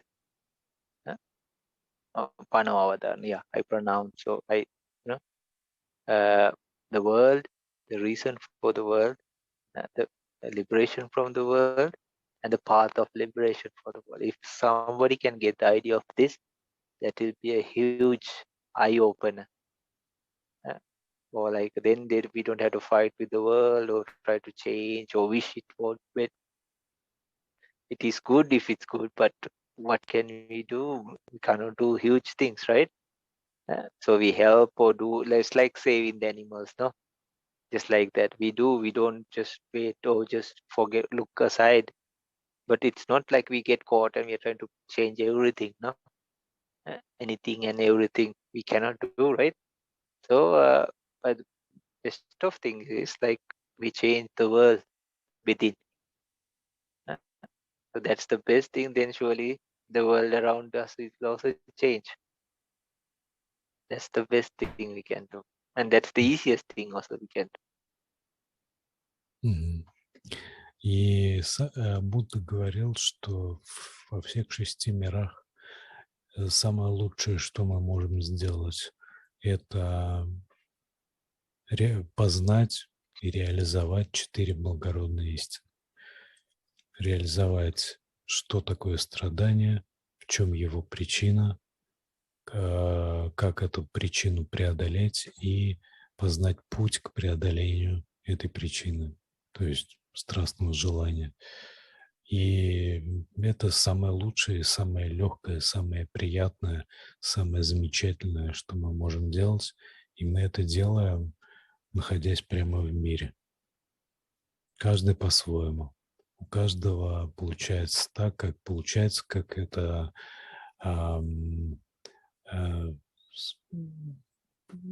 в зависимости от того, каковы качества его ума, какова его карма. Вот и все.